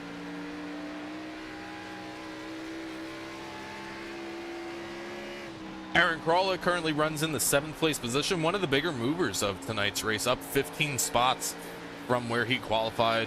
Josh Stovall up 10 spots, Cedric Hunter up 15 spots. Noah Steele currently runs in 2nd. He's up 12 spots here as we enter into the final quarter of tonight's event out here in another 25 laps or so. But Aaron Kralik is starting to slowly close in on the back of that number 24 directly in front of him. He's got about 13, maybe 14 lap better tires than the 24 directly in front of him, Chris. But I got to imagine here we're working lap number 124. Ali Fonseca last on pit road on lap 76, Kralik lap 90. At some point, these tires got to start to give up the advantage that maybe a 15-lap advantage would normally have. Yeah, you know, I think, and we're seeing about that point, especially if Aaron was pushing that car a little bit in the beginning of the run. I think we're seeing a little bit of that here, where the cars are about the same speed through the corner, and maybe Ollie was also doing a good job saving the tires. That's also a possibility, but it seems like the difference has evened out a bit right now for a lot of the drivers. But the initial difference is still huge. Oh, it absolutely is. And I mean, we saw the difference between Larry Yingling, who stayed out the longest. He came down on lap number 101. He's made his way back onto the lead lap, albeit 23 seconds back off of the race leader Kelly. But now within striking distance here. If you're Larry Yingling here, you ran long, you came down on lap number 101, you're finally back on the lead lap. I gotta imagine you want this to run green the rest of the way, do you not? I'm not sure, especially being 23 seconds back. I can't really tell looking at the relative if he's gaining, but if he's 23 seconds back, to be honest, I might hope for a caution and maybe have everybody equalize back out on tires But they're all going to come down. They pitted on lap number. Yeah. Oh, never mind. Well, we have a yellow out, and Christopher Norris, our race leader Ryan Kelly, goes for a ride, and Cedric Hunter as well. Oh wow, yeah, two people that definitely did not want to see contact or the wall here today, and looks like both of them ended up seeing the wall, and definitely not something either of those drivers wanted to see. All right, I think we got a couple of things to look at here. We're going to take a look at it before these drivers get onto pit road. Cedric Hunter, Christopher Norris, and more are going to be the drivers of concern. Ryan Kelly on the inside of the 7 on the entry into turn number 1. Christopher Norris, he's going to see this happening right up the road here, and he may just be collateral damage come through. He gets sideways on the entry into 1. Huge hit from the 38 into the 26 of Kelly. Yeah, it looked like the 26 of Ryan Kelly was trying to just squeeze the 7, get the best entry he could into the corner, maybe misjudged it a little bit. That's exactly what. Oh, he's a little far back. Maybe I'm not sure what went there. Maybe he was trying to get a little bit of side draft, but it looked like he was trying to just squeeze him and pinch him up, but contact was made, and unfortunately, Christopher Norris ended up getting caught up in it. We'll take a couple more looks at that, but before we do that, we want to get over to pit road as the majority of the field comes onto pit road here. And this, like you were saying, this equalizes the field here. Now it's the race is going to be handed over to Noah Steele, Jared Talmadge, Clint Cox, Thomas Green, and more, as almost everybody's going to come down on pit road. We're waiting on Nolan Hicks, Brandon Gass to make their way over to pit road. Not on pit road just yet, but I would imagine they're coming down. And it looks like unfortunate terminal damage for, I believe that's Christopher Norris with the engine smoking. Looks like his day is done, unfortunately. All right, 4 tires up, 4 tires down for the majority of the field up here. Race off of pit road going to go to, we'll call it the 27 at the line. Third place going to go to Clint Cox in the 03, Thomas Green, and then waiting on the next lead lap car to come out. That's going to be Ali Fonseca for your top 5.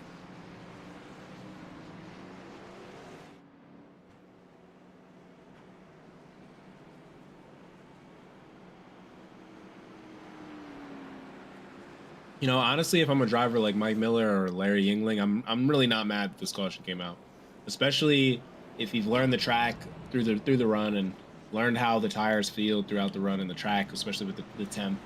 You might have a chance to where if you run the track good enough and save the tires good enough. I always talk about it. I love talking about tires, but if you end up working them pretty well, then you might have an advantage towards the end of the race.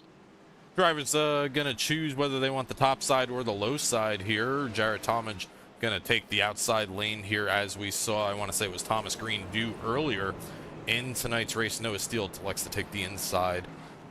Row number 2 is going to be Clint Cox on the inside with Thomas Green on the outside. In the top 5, Ali Fonseca. Looks like he is, where is Ali? Ali's back there. Drivers trying to get up in the right spots here.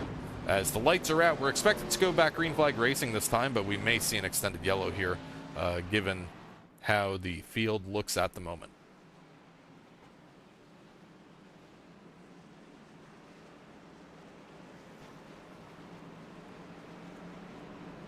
The lights came back on the pace car. It looks like all right, well, a little bit of an extended yellow here. That's going to give us an opportunity. To grab Christopher Norris, driver involved in that underneath the extended yellow here. Chris, Tom and Chris down here. How you doing tonight? Well, it was great. Then it got worse. Then it's got even worse. One of those good going bad going worst kind of nights, and that was kind of just the wrong spot there for you to be in. You got some significant damage to the front end of that Ford Mustang. Are we loading it up on the hauler, or are we going to see that 38 back out there? No, it's done. It just sucks though, because I usually suck at Dover, but I had top 5 pace, and then I missed pit road, but I still had a chance at a top 10, a good top 10 with that caution about to come out.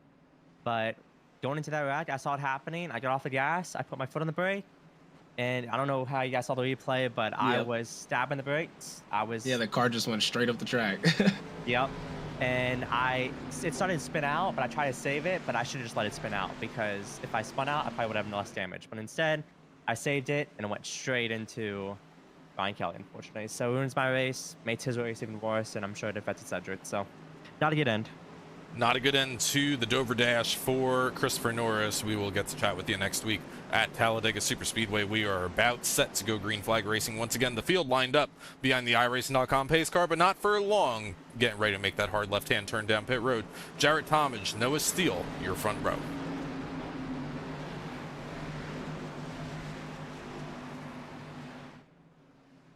Pace car on pit road, and into the restart zone they come. Jared Talmadge on the outside, Noah Steele on the inside. Great restart on row number 2 for Thomas Green. He's going to hit the loud pedal as soon as the 27 of the race leader, Jared Talmadge, does. And that's actually going to move Noah Steele back 1 spot on this restart and put us in a battle for the race lead between the 27 and the 3 once again. great corner by everybody here as they've ended up filing out here from what looks like first, but to at least 13th back there. Looks to be filed out for the lead, might just see a little bit of respectful racing here with a long run coming up, especially with how much they ran at green before. A lot of drivers probably looking to just save the tire and run the car better and later in the run. Thomas Green still tries to put the heat on the race leader. The back bumper massage on Jarrett Talmadge. Not able to do anything with him just yet, but he is certainly there. Noah Steele, he lost the spot on the restart, but he's settled back in to the third place running position. Clint Cox in fourth, Aaron Krolick in fifth, and Larry Yingling. I tell you what, Chris, I disagree with you. I think if I was Larry, I wanted this to run green because all those drivers were going to come down, and if I'm driver 67, I may have tried to stretch that out considering I pitted past the halfway marker of tonight's race. Larry Yingling, I'm going to call the biggest loser through that round of yellow flag pit stops there, and we'll just agree to disagree. Currently runs back in 10th.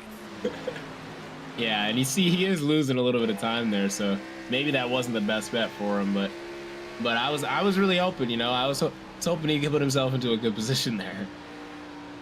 On board with race leader Talmadge, as he's got just about a 0.2 of a second lead to second place Thomas Green. These drivers still getting after it here as we approach 60 laps to go in the Dover Dash 200 from Dover, Delaware. Across the start finish line to be in lap number 138 out here. That's going to give another lap lead to driver number 27. Jarrett Talmadge comes in here to tonight's race. He's going to be 8th in points. Pretty comfortable over the bubble line. He's got about 30 points over. He's got about 30 points over the 16th place running spot. So looking pretty okay here for the number 27. But with Talladega next week, cannot afford to have a bad week here tonight. No stage points to offset a bad finish out here in the Trinity Racing League. Absolutely, it's all about just keeping the car under you, especially when you're in the lead like this. Even if you don't win the race, and since you already have that 8, that you're in 8th in the points here, as long as you just keep the lead, finish within the top 10, you should keep that comfortable gap. Talmadge still being chased down by Thomas Green on the entry into turn number 3. Noah Steele directly behind this group. Ali Fonseca has settled into the 4th place running position, with Clint Cox rounds out the top 5 as they run right now. We'll keep a close eye on this battle here, but we got a battle directly behind the race leader. That's going to be the 24 of Fonseca. Takes a look to the inside of Noah Steele. Going to be able to make that pass on the south end of the Speedway and take 3rd place away from Noah Steele. It looked like Noah was going to set up for the switchback there, but ended up thinking better of it and just sticking behind Ollie. Maybe thought about the risk of staying with him and the tire wear that comes with it, but ended up just filing behind him and keeping his own line. Fonseca able to pull away by about a car length here in the last corner or two, as we've got some more battles happening directly behind these drivers. Got Aaron Krolick, Scott Rickard going at it. Cedric Hunter currently a lap down. Cedric Hunter, Scott Rickard going up against each other here in the final round of the Trinity tournament, mid-season tournament out here this season. That is presented by Orchid Ink Tattoo Studio. The winner of this tonight's race gonna be walking away with $25. Head on over to Tattoos by Paulie on Instagram for a one-stop shop for custom full-color tattoos, stickers, paintings, and more. Orchid Ink Tattoo Studio, another partner here of the Trinity Racing League, allowing the mid-season tournaments to happen. And the final round of it, again, Scott Rickard and Cedric Hunter. Cedric Hunter currently a lap down.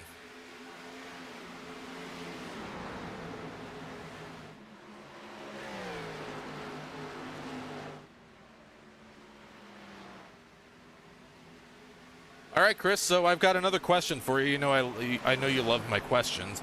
Drivers pit here on lap number 129, and as that would have it, that's 71 laps of racing in between here in the checkered flag. And that's significant because when did we start to see those meatball flags start to come out for those tire wears? I think it was around 70 laps. It was around 70 laps. So If you're a race leader, obviously you got to start to think that this is going to be your final green flag run of the night. But you also got to manage those tires to not mandate you to come down pit road. Yeah, absolutely. And I think that's why you're seeing a lot of spread between the top 10. Like a few people battling. See a few people battling here and there, but there's a general consensus of seems like we all want to survive to the end and not have to get a meatball flag and take another pit road run. So it seems to be relatively respectful between everyone.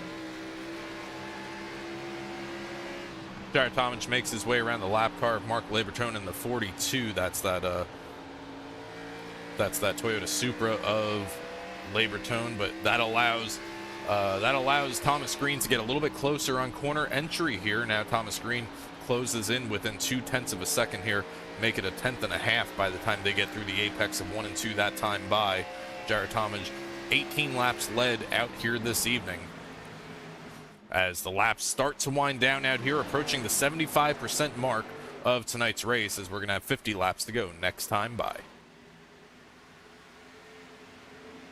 If I'm Jared Talmadge, I'm in a really happy position here to just keeping it clean and not letting the number 3 get any sort of any advantage here. Keep running my line and making sure my tires don't get out from under me. So it seems to be in a pretty comfortable position.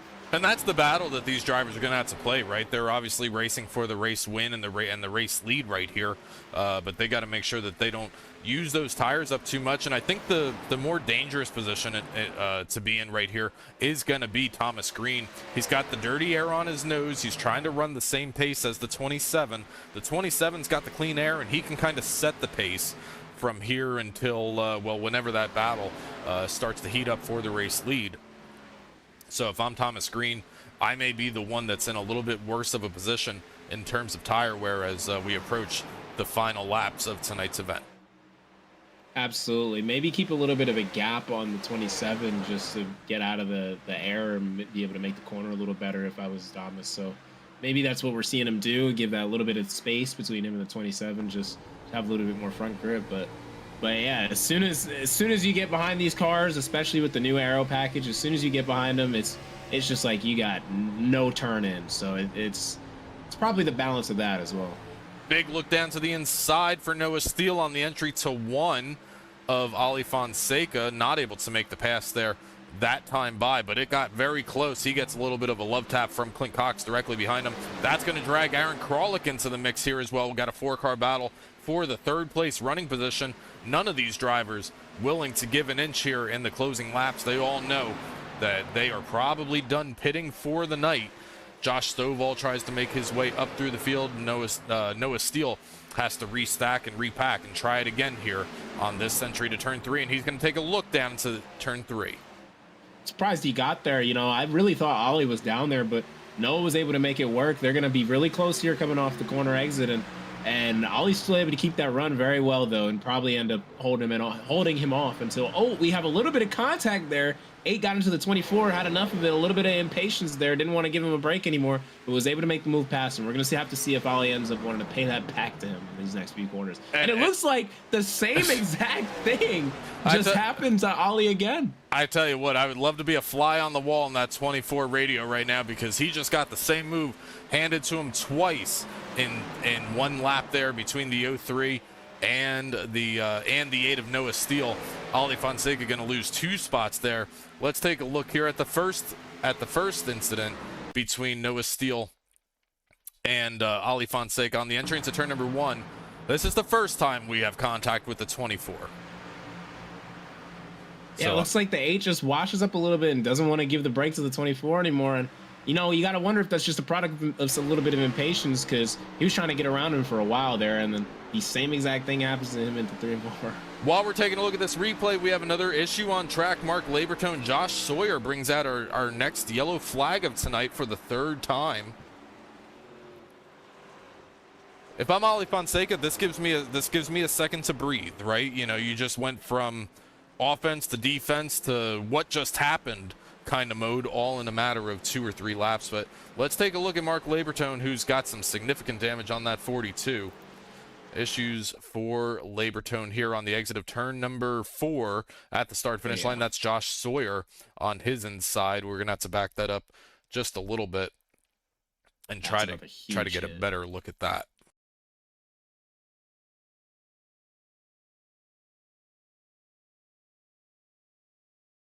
Oh yeah, that's such a tough look for the 42 there. You know, I always like to mention it, but he's gonna have to visit the infield care center as well. That's 2 admissions today, so. All right, we're just gonna have to. I don't like doing this. We're just gonna have to zoop all the way kind of back here.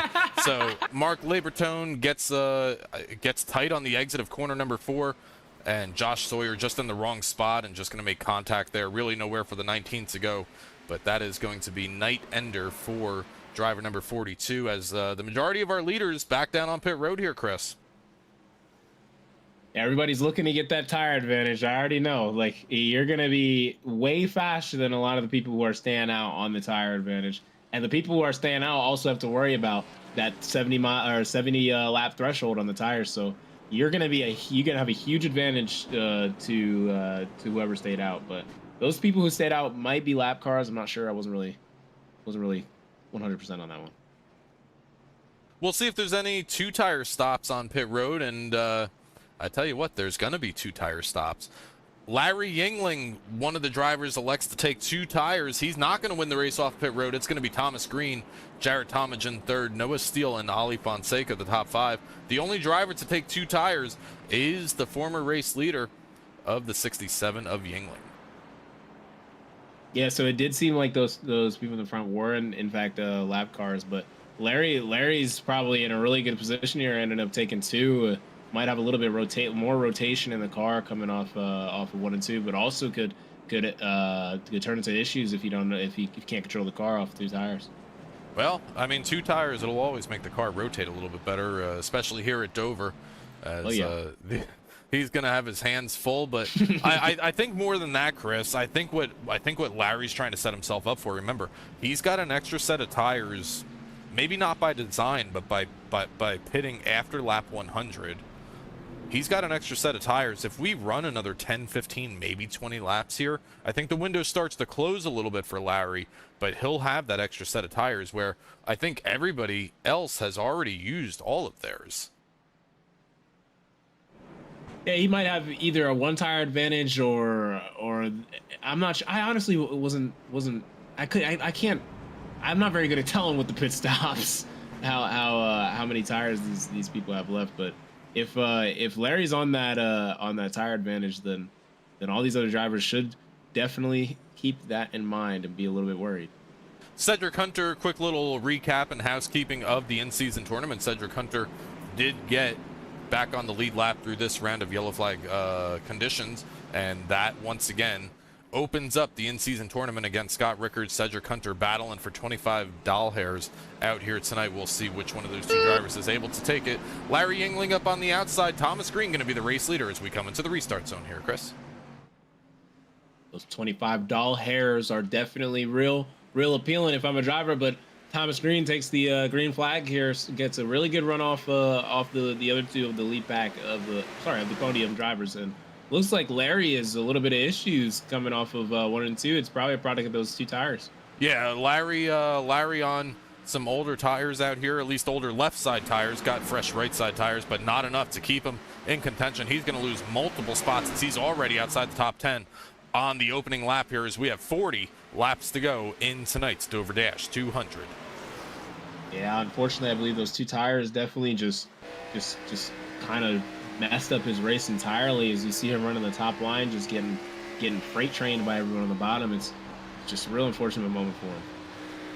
On board with the race leader, Thomas Green. He's now being chased. It's a little bit of a role reversal from the last green flag pit stop. Jared Tomage currently runs in 2nd. Thomas Green, the race leader. Ali Fonseca, after getting used up by both Noah Steele and I want to say Clint Cox a couple of laps ago, he has rebounded nicely to be running in 3rd with some fresh tires on there. Noah Steele currently runs in 4th and Cox in 5th. If I'm Ollie, that's a little bit of an ego boost, you know, like they had to use the bumper to get around me, but you know, I still got past him off the pit stop. So it kind of is a little bit of an ego boost for me if I'm Ollie, but there's a big group and mess forming right here. Well, yeah, absolutely. But now you're looking up in your mirror, and isn't life funny, right? You look up in your mirror and you see the two drivers that just gave you the bumper 5 laps ago now chasing you, and now you're going to run them maybe a little bit differently as we approach 35 laps to go in tonight's race. And now if you're Ollie, you've got a little bit of a chip on your shoulder, and rightfully so. You know, the bumper, I would say Dover is borderline fair or foul for the bumper here. It's not a short track, Absolutely. but it's also not a speedway. No, I absolutely, like, using the bumper here is definitely not a bad choice. But if you're doing it, expect it back. And a lot of the drivers, especially of this caliber, you can absolutely save the car getting a little bit of the bumper. It's not like an instant wreck, you know, but it's definitely going to get in your mind and piss you off a little bit. So you might want to use that in against the driver who did it to you. I tell you what, Ali Fonseca last time by faster than the 2 race leaders. As Jared Talmadge and Thomas Green continue to race for the race lead, we're going to have a 3-horse race here before long if the 24 continues to close that gap. And he's pulling away here from Noah Steele in 4th. Take a look at the last time by here for the race leaders as they complete lap number 166 to begin 67. Big contact for somebody in front of Noah Steele. I do believe it was the number 27 of Jared Talmadge. I do believe he got a little bit of contact on the wall. Maybe lost a little bit of speed coming off of 3 and 4, but that gap is in fact closed between Ollie and Jarrett. We begin 168 out here this evening. Thomas Green still the race leader here. That time by about 6/100ths of a second faster for the race leader. Ali Fonseca lost a little bit of time that time by. Got some battles happening towards the back half of the top 10 right now. Battle for the 7th place position. Aaron Kralik in 7th and Nolan Hicks in 8th. These drivers still side by side on the exit of the corner, not able to give up a spot just yet. Scott Richter and Mike Miller all round out the top 10 here. They're going to be still side by side. Nolan Hicks and Kralik coming off the corner. They're having a great battle here as Scott Ricard now looks to the inside of Nolan Hicks. Wants to give his own medicine back to him, just like he was trying to look to the bottom of Kralik. He's doing the same thing, but just it's kind of like a mirror move. The 86 was able to fend off the 5 of Scott Ricard, just like Aaron Kralik was able to fend him off. Battle for the race lead has opened up just a little bit. Now it's 0.4 of a second. You can see him way up in the distance up there, with Thomas Green currently leading tonight's event here as we see 30 laps to go. Jared Talmadge currently runs in 2nd. We're on board with Scott Rickard as his championship contender in terms of the tournament currently runs back in 14th. But some issues for Cedric Hunter. Hasn't been a clean race by standards out here tonight for Cedric. Went for a little bit of a spin to bring out, I want to say that was the 2nd caution of tonight's event, but still staying in it nonetheless. Yeah, still trying to make that position back up. He still has that little $25 hairs on his mind, so might try to get a little bit of position, but I know that card has a little bit of damage. Might be a little bit difficult to keep it under him here, especially with some speed, so definitely might be a few issues for him. Last time by, identical lap times for both Thomas Green and Jared Talmadge, and now it's just going to come down to a battle of what may just be track position here in the closing laps of tonight's race, as Jared Talmadge tries to close in the gap here in the final 28 miles of tonight's event from the Dover Dash. Got a battle starting to heat up back here. Noah Steele under fire from Clint Cox. Josh Stovall in this mix as well. So going to be a battle for about the 4th place running position, 4th, 5th, and 6th, all within a blanket here. Stovall all over the back of the 03 of Cox. As he is still there on that bumper, maybe trying to set it up for the look into 1 and 2, but it seems that Clint Cox got a little bit of a better run off the corner, maybe able to make that gap to able to fend him off into 1 and 2. Cox going to use a little bit of a defensive line into the north end of the speedway as he slides up a little bit in front of the one of Stovall. Protects position number 5 as it runs so far for Clint Cox. That's allowed Noah Steele to separate just even the tiniest of margins here by about 1/10 of a second here between himself and the 2 drivers that are behind this group. And both these drivers using that outside lane to the inside lane here in the closing 25 laps of tonight's race. Let's take a look over here, back up at the race lead, because it is third place has lost a little bit of time. That's Ali Fonseca lost a little bit of time here to the race leaders, but the 27 Atomic just stayed right with them this entire time.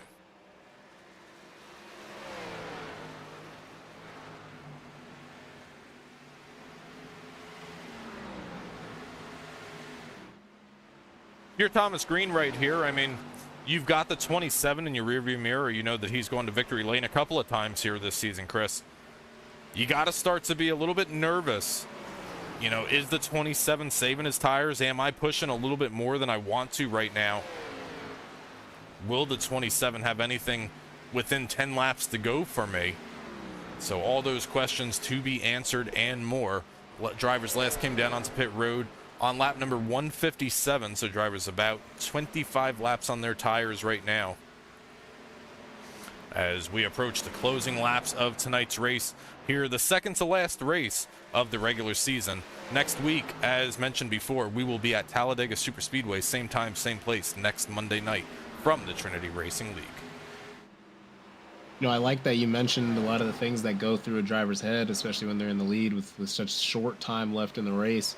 You know, a lot of it is it's a lot of pressure to be in that position, especially when you got somebody hunting down your rear bumper in your rear view mirror, just like Jared is. You got to be careful not to push your stuff, especially even when you're getting a little nervous. You got to just be careful to run your line and not push your stuff, because that's how you're going to be the fastest. That's how you're going to end up being the fastest overall as well. And that's probably what's some of the battles, the mental battles that Thomas Green is going through. Yeah, absolutely. You got to imagine that is going through his mind, especially with the driver as good as Jared is behind him, as they work their way around the lap vehicle of Cody Reed a moment ago. Both the drivers able to get around without issue. Back down into turn number 3. Jared Talmadge waits on the throttle here just a little bit at the start-finish line. Let's take a look at their last times across the board. That time by 2/107 advantage to the race leader, Thomas Green. And if he can stay consistent like that through the rest of the race, you know, I would be comfortable if I were him. If I'm looking at the difference between me and the 27, and I constantly hear the gap going up by, even if it's 0.05 a lap, you know, that's still consistency that I'm looking for, and honestly, it looks like it's paying out.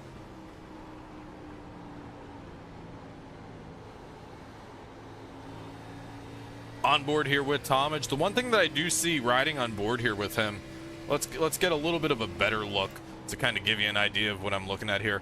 Don't see he's obviously fighting the wheel, trying to put a little bit left wheel into it, but you don't see him really fighting on corner exit there, trying to catch the car by turning it to the right, and that may just be the consistency that he needs at the end of this run here, as he's now within 0.2 of a second here for the 27, chasing down Thomas Green as 17 laps to go. Going to be 16 miles of racing to go next time by. They've opened up a 2.5 second lead over third place Ali Fonseca, as these race leaders see 16 to go. Yeah, you know, you brought up a good point there. Is he's not sliding a bunch off corner exit. If you keep that rear right under you, especially in this end of this run, if you keep the rear right under you better than the person in front of you, you have a way better drive off the corner, and it ends up helping you way better in the long run. So, if he ends up doing that, and we'll see here if Thomas Green's end up sliding it. It actually seems like he's sliding it a little less there. He had to give a little bit of room for a car on the outside. But if they're both able, or if Jarrett's able to keep the rear right under him a little bit better than Thomas, then he's going to have the advantage here at the closing laps of the race. Yeah, both of these drivers will stay on board here with Thomas Green for another lap or so and see if we see any differences in the tire wear so far.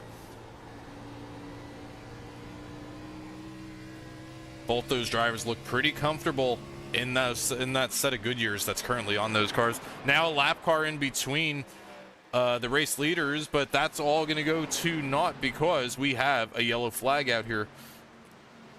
And we're going to try to find the yellow flag here. Didn't give me a notification of who had an issue, but I do see a meatball flag for Cody Reed, so we're going to start there.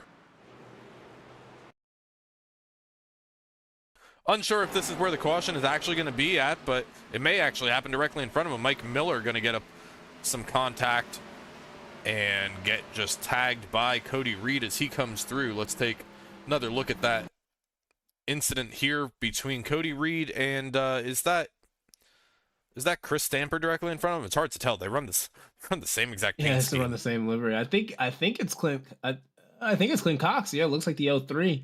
He had a little bit of contact there with the 99, and unfortunately, the 99 looks like he tried to save it all the way, turned to the left, all the way on the brakes as well, but all the way on the brakes ends up making the car slide. So it just wanted to go straight at the wall, unfortunately, and no one reason the wrong place at the right time. So.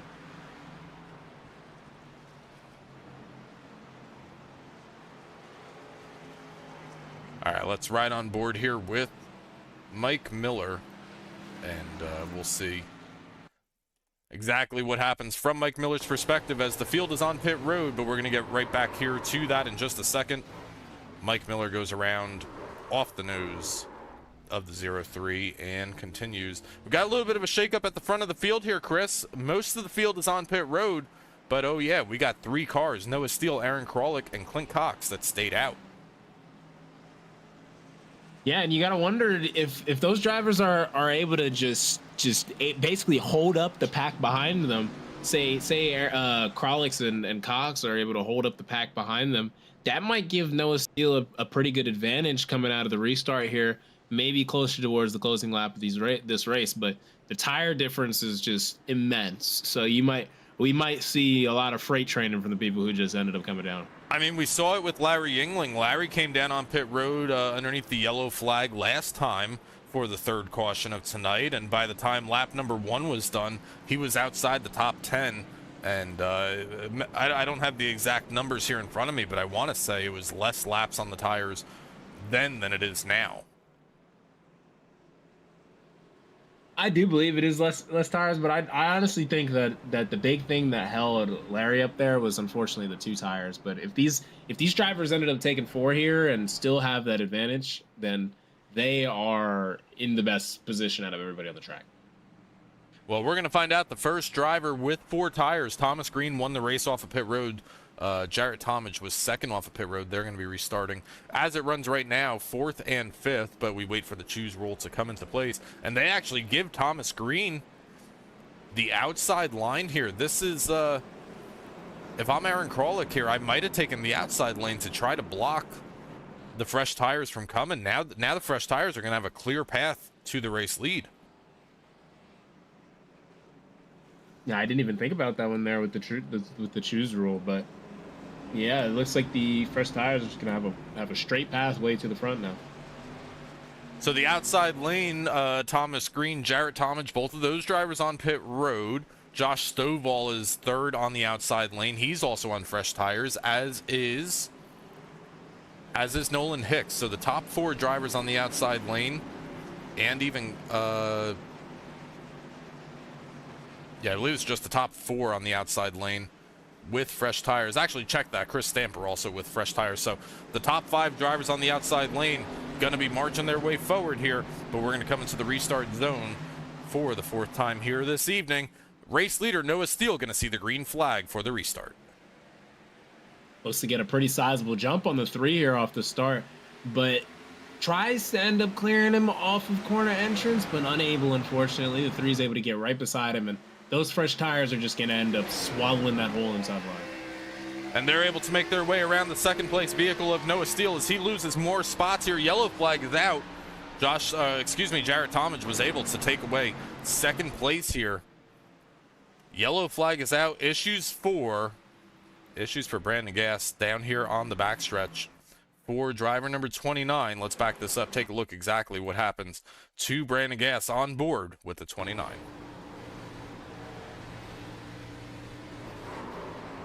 He's got Scott Richter just on the outside there.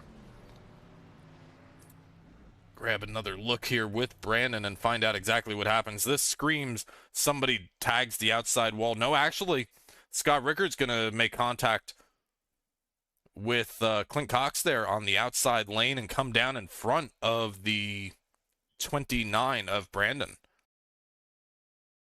You know, and that throws a big mix-up in the in-season tournament. The the 05 just wrecked, and now the 7's gonna have the advantage here coming off of this caution.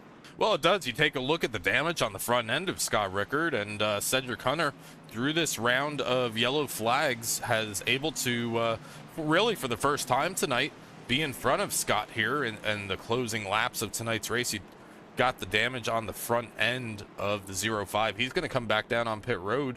Drivers were only on track for half a lap there, so can't imagine the tires are going to be too much of a disadvantage here for Cedric Hunter. But, well, Chris, we come down to the closing laps at Dover here, and we're setting up for a good one. Yeah, it's going to be a real tough and close race between these top 5 drivers, especially with Josh Duvall in the mix. We haven't seen him up in the top 5 throughout the entire race.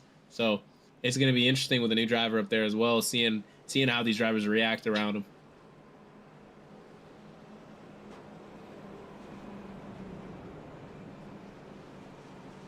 Noah Steele, one of the couple of drivers that stayed out on this most recent yellow flag. Noah Steele, Aaron Krawlick, and Clint Cox, those drivers stayed out.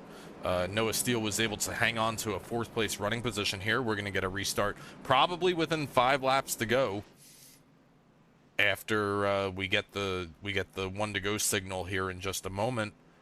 And in a lot of ways, if I'm Noah Steele, if I'm Noah Steele, Aaron Krawlick, or Clint Cox, I like this caution here, because we click down the laps, and they get to kind of put a heat cycle on their tires as well. Yeah, they just get to keep a little bit of speed out there in the front. It's got probably the best position for them. Field lines up behind the iRacing.com pace car. I do believe lights are going to be out this time. Thomas Green elects to take the outside lane. Jared Tomich says, give me the front row.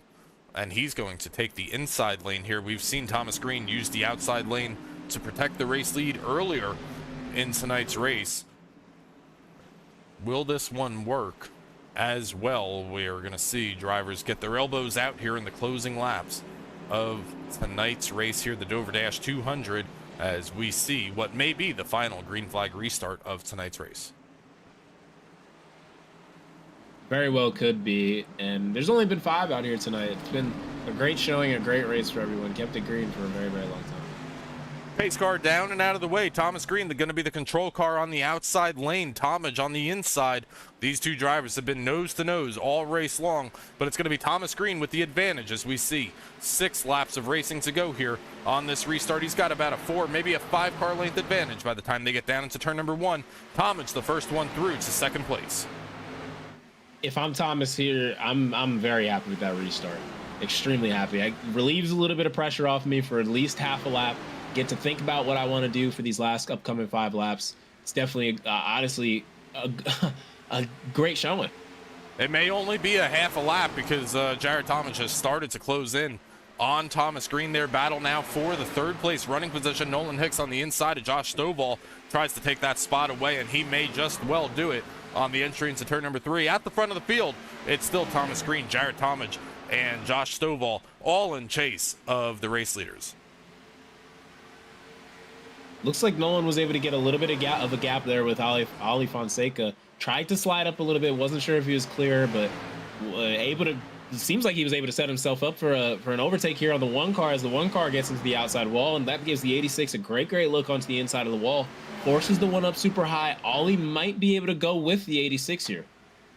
This time by, that's going to give us 3 laps of racing to go as Nolan Hicks takes away a 3rd place running position from Josh Stovall, but those drivers are not done battling just yet. But on board with the race leader of Thomas Green, you can see the advantage now about a half a second, and that's going to be a tall task to make up here in 2 miles of racing, unless we get 1 more yellow flag, Chris.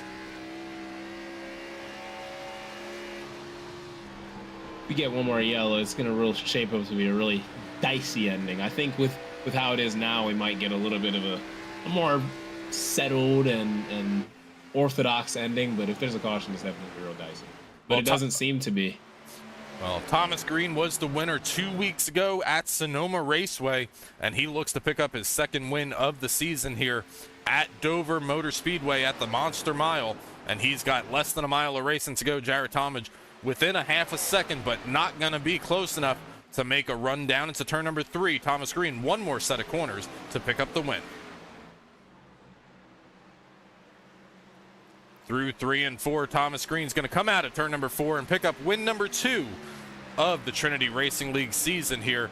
Jared Talmadge comes home second, Nolan Hickson third, and Cedric Hunter wins the in-season tournament over Scott Richter, finishing 9th. Yeah, you know, I was looking at that ticker throughout the last few laps. It seemed like they were having a good battle towards the end, but couldn't miss the action out of the front. Good job to Thomas Green. It was a great showing for every single one of these drivers. Thomas Green, Jared Talmadge, Nolan Hicks, all going to make their way around to the start-finish line and begin their celebration for the win out here tonight. When we come back, we're going to have your top 3, and oh yeah, we'll see if we can grab Cedric Hunter as well here on the Cyber Thunder Broadcast Network.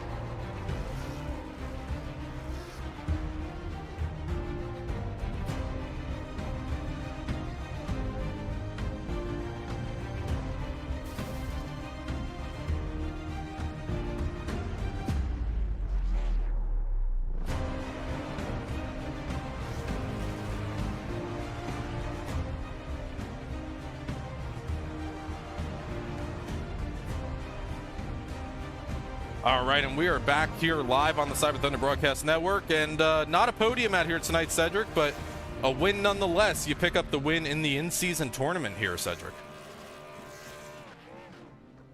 Scott was a hell of a competitor tonight. Honestly, I lucked my way into it with the lucky cautions, and then him getting involved is something, and us just racing really hard there at the end. It was a lot of fun. I'll say I don't particularly enjoy, I guess, having to block somebody all the way to the apron, but you know, I guess I had to do kind of whatever I had to, and obviously I think he did the same thing coming off of 4, so it was a hell of a battle though. Great job to him, and we got very fortunate throughout the month of March to be able to get ourselves in a position that we were in tonight.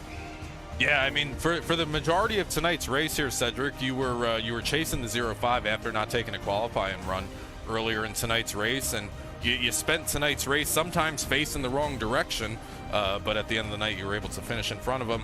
How you feeling about going into Talladega? And then yeah, we've got a fun playoff run these next couple of weeks.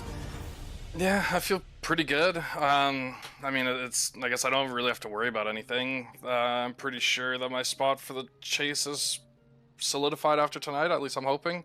So I kind of just have to go in there, I guess, put in like a top 10, top 15 run and be comfortable with it. Obviously, we're going to try and go out and win, but I don't have the best luck on super speedways. I'm good at pushing people to wins, but I'm not good at getting them myself. So again, we'll do what we have to tonight. Yeah, no qualify for tonight, which was unfortunate. After last week's race, I just forgot to charge my VR, so I hopped in into practice earlier at like 8:30, and my VR was at like 10%. So I was like, oh crap, I had that thing plugged in for the absolute like longest time I could have. Like we connected into the session pretty much on the grid, like when the grid timer started. So it bought me just enough time, so I got the warning that my VR was about to die with like 10 laps to go. So again, got lucky tonight.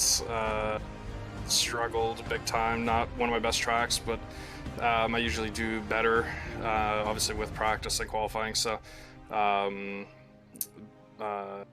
with all that being said, though, really looking forward to the chase. I think it's going to be a good run for us this season. Yeah, I was wondering what Josh was saying. We were talking with Kanata before tonight's race, and he said you were charging. He didn't specify what, but now that makes a little bit more sense. So, but hey, you're able to get out of here, and you're gonna be walking away with $25, courtesy of Orchid Ink Tattoo Studio. Anybody want to say hello to real quick before we let you run and begin your preparations for next week? Yeah, absolutely, man. Huge shout out to my beautiful wife for putting up with my shenanigans and all the racing that I do on a weekly basis. Shout out to all the admins and stuff like that, all my teammates. Team 81 or whatever we're called this season. I forget the name, but shout out to the drivers, man. To Ryan Kelly, also, like, I don't know what happened. I haven't seen it yet. I don't know if it was on me or if we just got into each other, but I know he was racing for a win tonight. So, you know, it sucks that we got together, especially after the great racing we had last week. But shout out to him. Again, the contact between us cost him the chance at a win. So, and to all the fans out there and you guys for putting on a great show. All right, Cedric, congratulations once again. Comes home in a 9th place finishing position out here tonight, and that's going to move us over to our 3rd place finisher out here tonight. I believe my co-host Christopher Rose has caught up with the driver, the number 86. Nolan, how you doing out here tonight? Wetting up a storm, but I'm glad to get a podium after all that pandemonium at the end there. Oh yeah, it was definitely like a bee's nest there at the end. Can you take us through those last few laps? What you were thinking, how the car was driving? Tight, just tight all the time. But I don't know. Towards the end, when I finally got my extra fresh set that I had saved since lap 15 of that first caution, it started getting a little like loose, but it was really tight center and then just loose off. And I knew I had nothing for Jared or Thomas. I couldn't run them down, but I was just hoping to get away from the 1 in 24, which got lucky with that. Yeah, as you did. I mean, those two in the front were definitely super fast the entire night. So it was definitely a good showing for you though. And I just wanted to see like what were some of like the nuances of the race, the hardest parts of the race, I'd say, for you. Knowing that the race could go green and I could never get that extra set in motion. Just that after going green for so long, and I was a lap down right when Ryan Kelly, the leader, wrecked with Cedric Hunter and all of them, and that got me the lucky dog to get back in the fight. And yeah, I was just kind of like biding my time, really. I was like, man, I really need a caution. I really need a caution. And finally it just happened, and I really did not expect it to be Ryan Kelly, the leader, involved right in front of me, no less. And yeah, just cautions finally flew my way, and I was just able to dodge everything. And sometimes that's how it works with the luck of the draw, especially at a place here like Dover. So congratulations, good third place showing for you. Is anyone you want to say hello to? Yeah, thank you guys for putting on this broadcast. Thank you guys up in the booth. Thank this league for, Trinity League, Josh, and what all they do. Everybody racing kind of clean tonight. I will give them that. There were a few incidences where, some people maybe rattled my cage a little bit, and I was like, I'm gonna knock you out one of these times. But yeah, just thank my girlfriend, thank my family for always supporting me, and thank my teammates Brandon and Noah Steele, and yeah. All right, Nolan. Well, it was good catching up with you, man, and hopefully you can get out there and I can't speak English, but celebrate a little bit here at Dover. So I'm gonna get you going out of here and go celebrate with your team. All right, and that's going to move us over to our second place finisher out here tonight. That's Jared Talmadge. Tried to become the first winner to get 3 wins on the season. Not going to happen tonight at Dover, but it came pretty close. Jared, how you doing tonight? I'm doing good. It was a good race, P2. It was fun.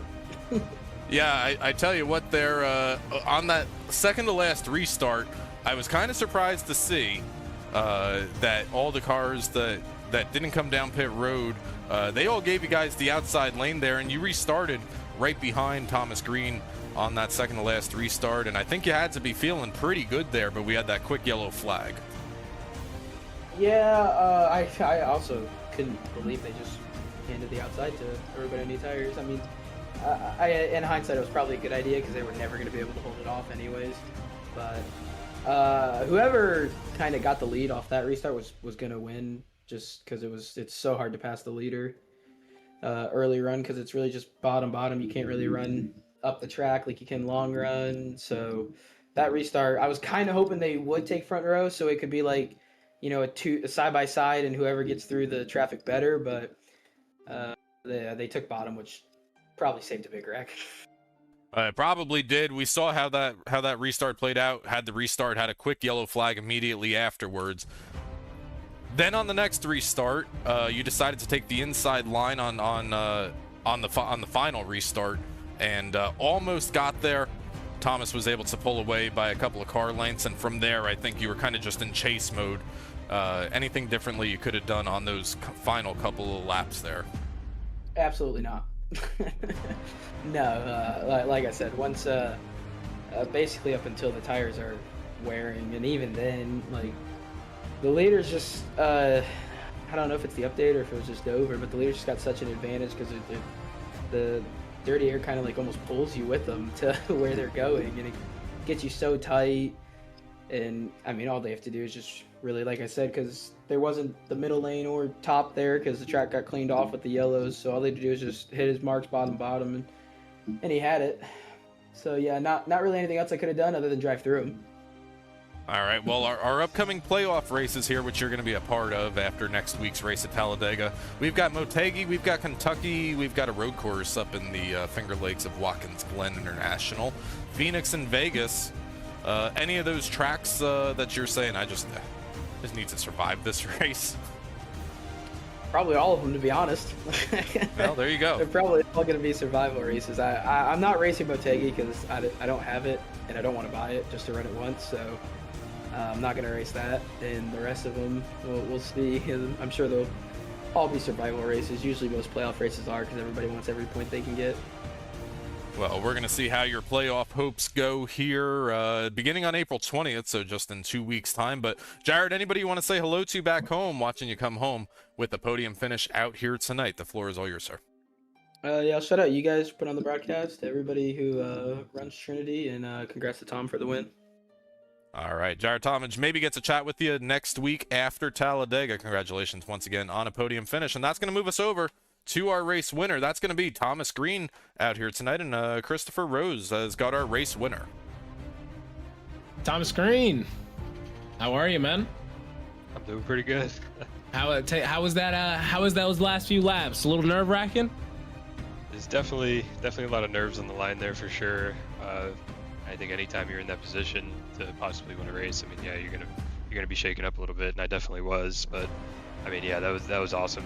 Just a super fun race. I mean, trying to manage the track, the tire, the drivers, the cautions, everything. It was really tough. Yeah, one thing we touched on up here was the mental battles that the leader can end up going through, and it seemed like you were able to prevail over those and end up coming out on front. And is there anything specific that you would say is like kind of your secret strategy here that you wouldn't really want to give out? I mean, really, it's just knowing that you have the confidence to do it, right? And knowing that when you're in the lead, you just gotta keep pushing yourself and, try to not, one, hit the wall, get loose. There's so many different variables that you can go through mentally in the lead, but really when you're in a car like this with a lot of dirty air, it's kind of seals your fate as long as you just hit your marks and you kind of play on the dirty air and use it to your advantage and just try not to overdo yourself and like I said, just hit your marks. Absolutely, and you're able to do that, hitting your marks out here in that Snap-on number 3 car. So congratulations to you, man. Is there anyone you want to shout out? Anyone you want to say say hello to during your congratulations? Shout out to Jarrett. We had a really fun, clean race that whole time. That was a lot of fun. Good 1-2 for the team. Just want to say shout out to you guys for putting on the broadcast. I always love watching it while I'm racing, after the race, looking things over, studying, stuff like that. And you know, a big shout out to everyone at Trinity for putting on this league. It's always a lot of fun to come out here Monday nights and race our hearts out like that. And big shout out to my girlfriend Anna for all the love and support. She watches all the races and it means the world to me. So thank you. I love you. All right, and there we go. We hear it from Thomas Green, our race winner here at Dover tonight. So I'm going to let you go celebrate with your team here. All right, Chris, and 200 laps down at Dover, and that leaves us with just one race remaining in the regular season here at Trinity Racing League, and it's the great unknown. It's not Daytona, it's not Echo Park Speedway, it's Talladega Super Speedway next Monday night. Yeah, and that one's going to be a roll of the dice. So we're going to say that one. Just a little bit of a roll of the dice at that track. So it's going to be a real interesting one to broadcast, to watch, and be there to really take in and see. It absolutely will be. Let's take a look at the finishing results from tonight's event from the Dover Dash 200. Thomas Green picks up another win here tonight. Jarrett Talmadge comes home in second, just one spot short of his third win of the season. Nolan Hicks comes home with the podium finish out here tonight. Ali Fonseca comes home with the top 5, as does Josh Stovall in 5th.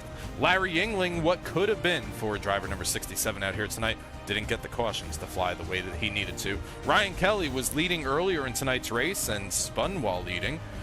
Chris Stamper comes home in 8th. Cedric Hunter is the in-season tournament winner over Scott Richter in 10th. We've got Mike Miller, who got caught up in that outside wall on 11th. We've got Martin Morales Jr. in 12th. Dakota Moniz in 13th. Noah Steele, who I misspoke about earlier, is in 14th. Aaron Krolick is in 15th. Clint Cox in 16th. Samuel Garcia in 17th. Jesse Thornock in 18th. Ben Kinney in 19th. And Josh Canado rounding out the top 20. Our field of 27 drivers out here tonight that took to the Dover Motor Speedway. Brandon Gass, after having an issue late in tonight's race, wrong place, wrong time for driver number 29, finishes 21st out here tonight. Cody Reed finishes 15 laps down in that number 25. Josh Sawyer finishes 23rd with Mark Labertone in 24th. Our top 25 is rounded out by Christopher Norris, and our field of 27, Stephen Clapp and Tyler Reef. All right, Chris, well, as we usually say, thanks so much for doing this up here with me. These drivers in the Trinity Racing League certainly put on a great show, and I know next week is going to be a roll of the dice, like you said, and then we got playoff racing immediately after that, and I know that these drivers are looking forward to that. If you enjoyed tonight's broadcast, make sure that you click the like button, hit the subscribe button, click the bell, do all the things. Get notified every single time we go live. We're going to be here with you every single week until championship night at Las Vegas Motor Speedway on May 18th. Chris, absolute pleasure doing this with you, and I guess I'll see you next week at Talladega. Absolutely, as it is every week with you, Tom. Hopefully you have a great rest of the night, as everyone does on the broadcast. Have a good one.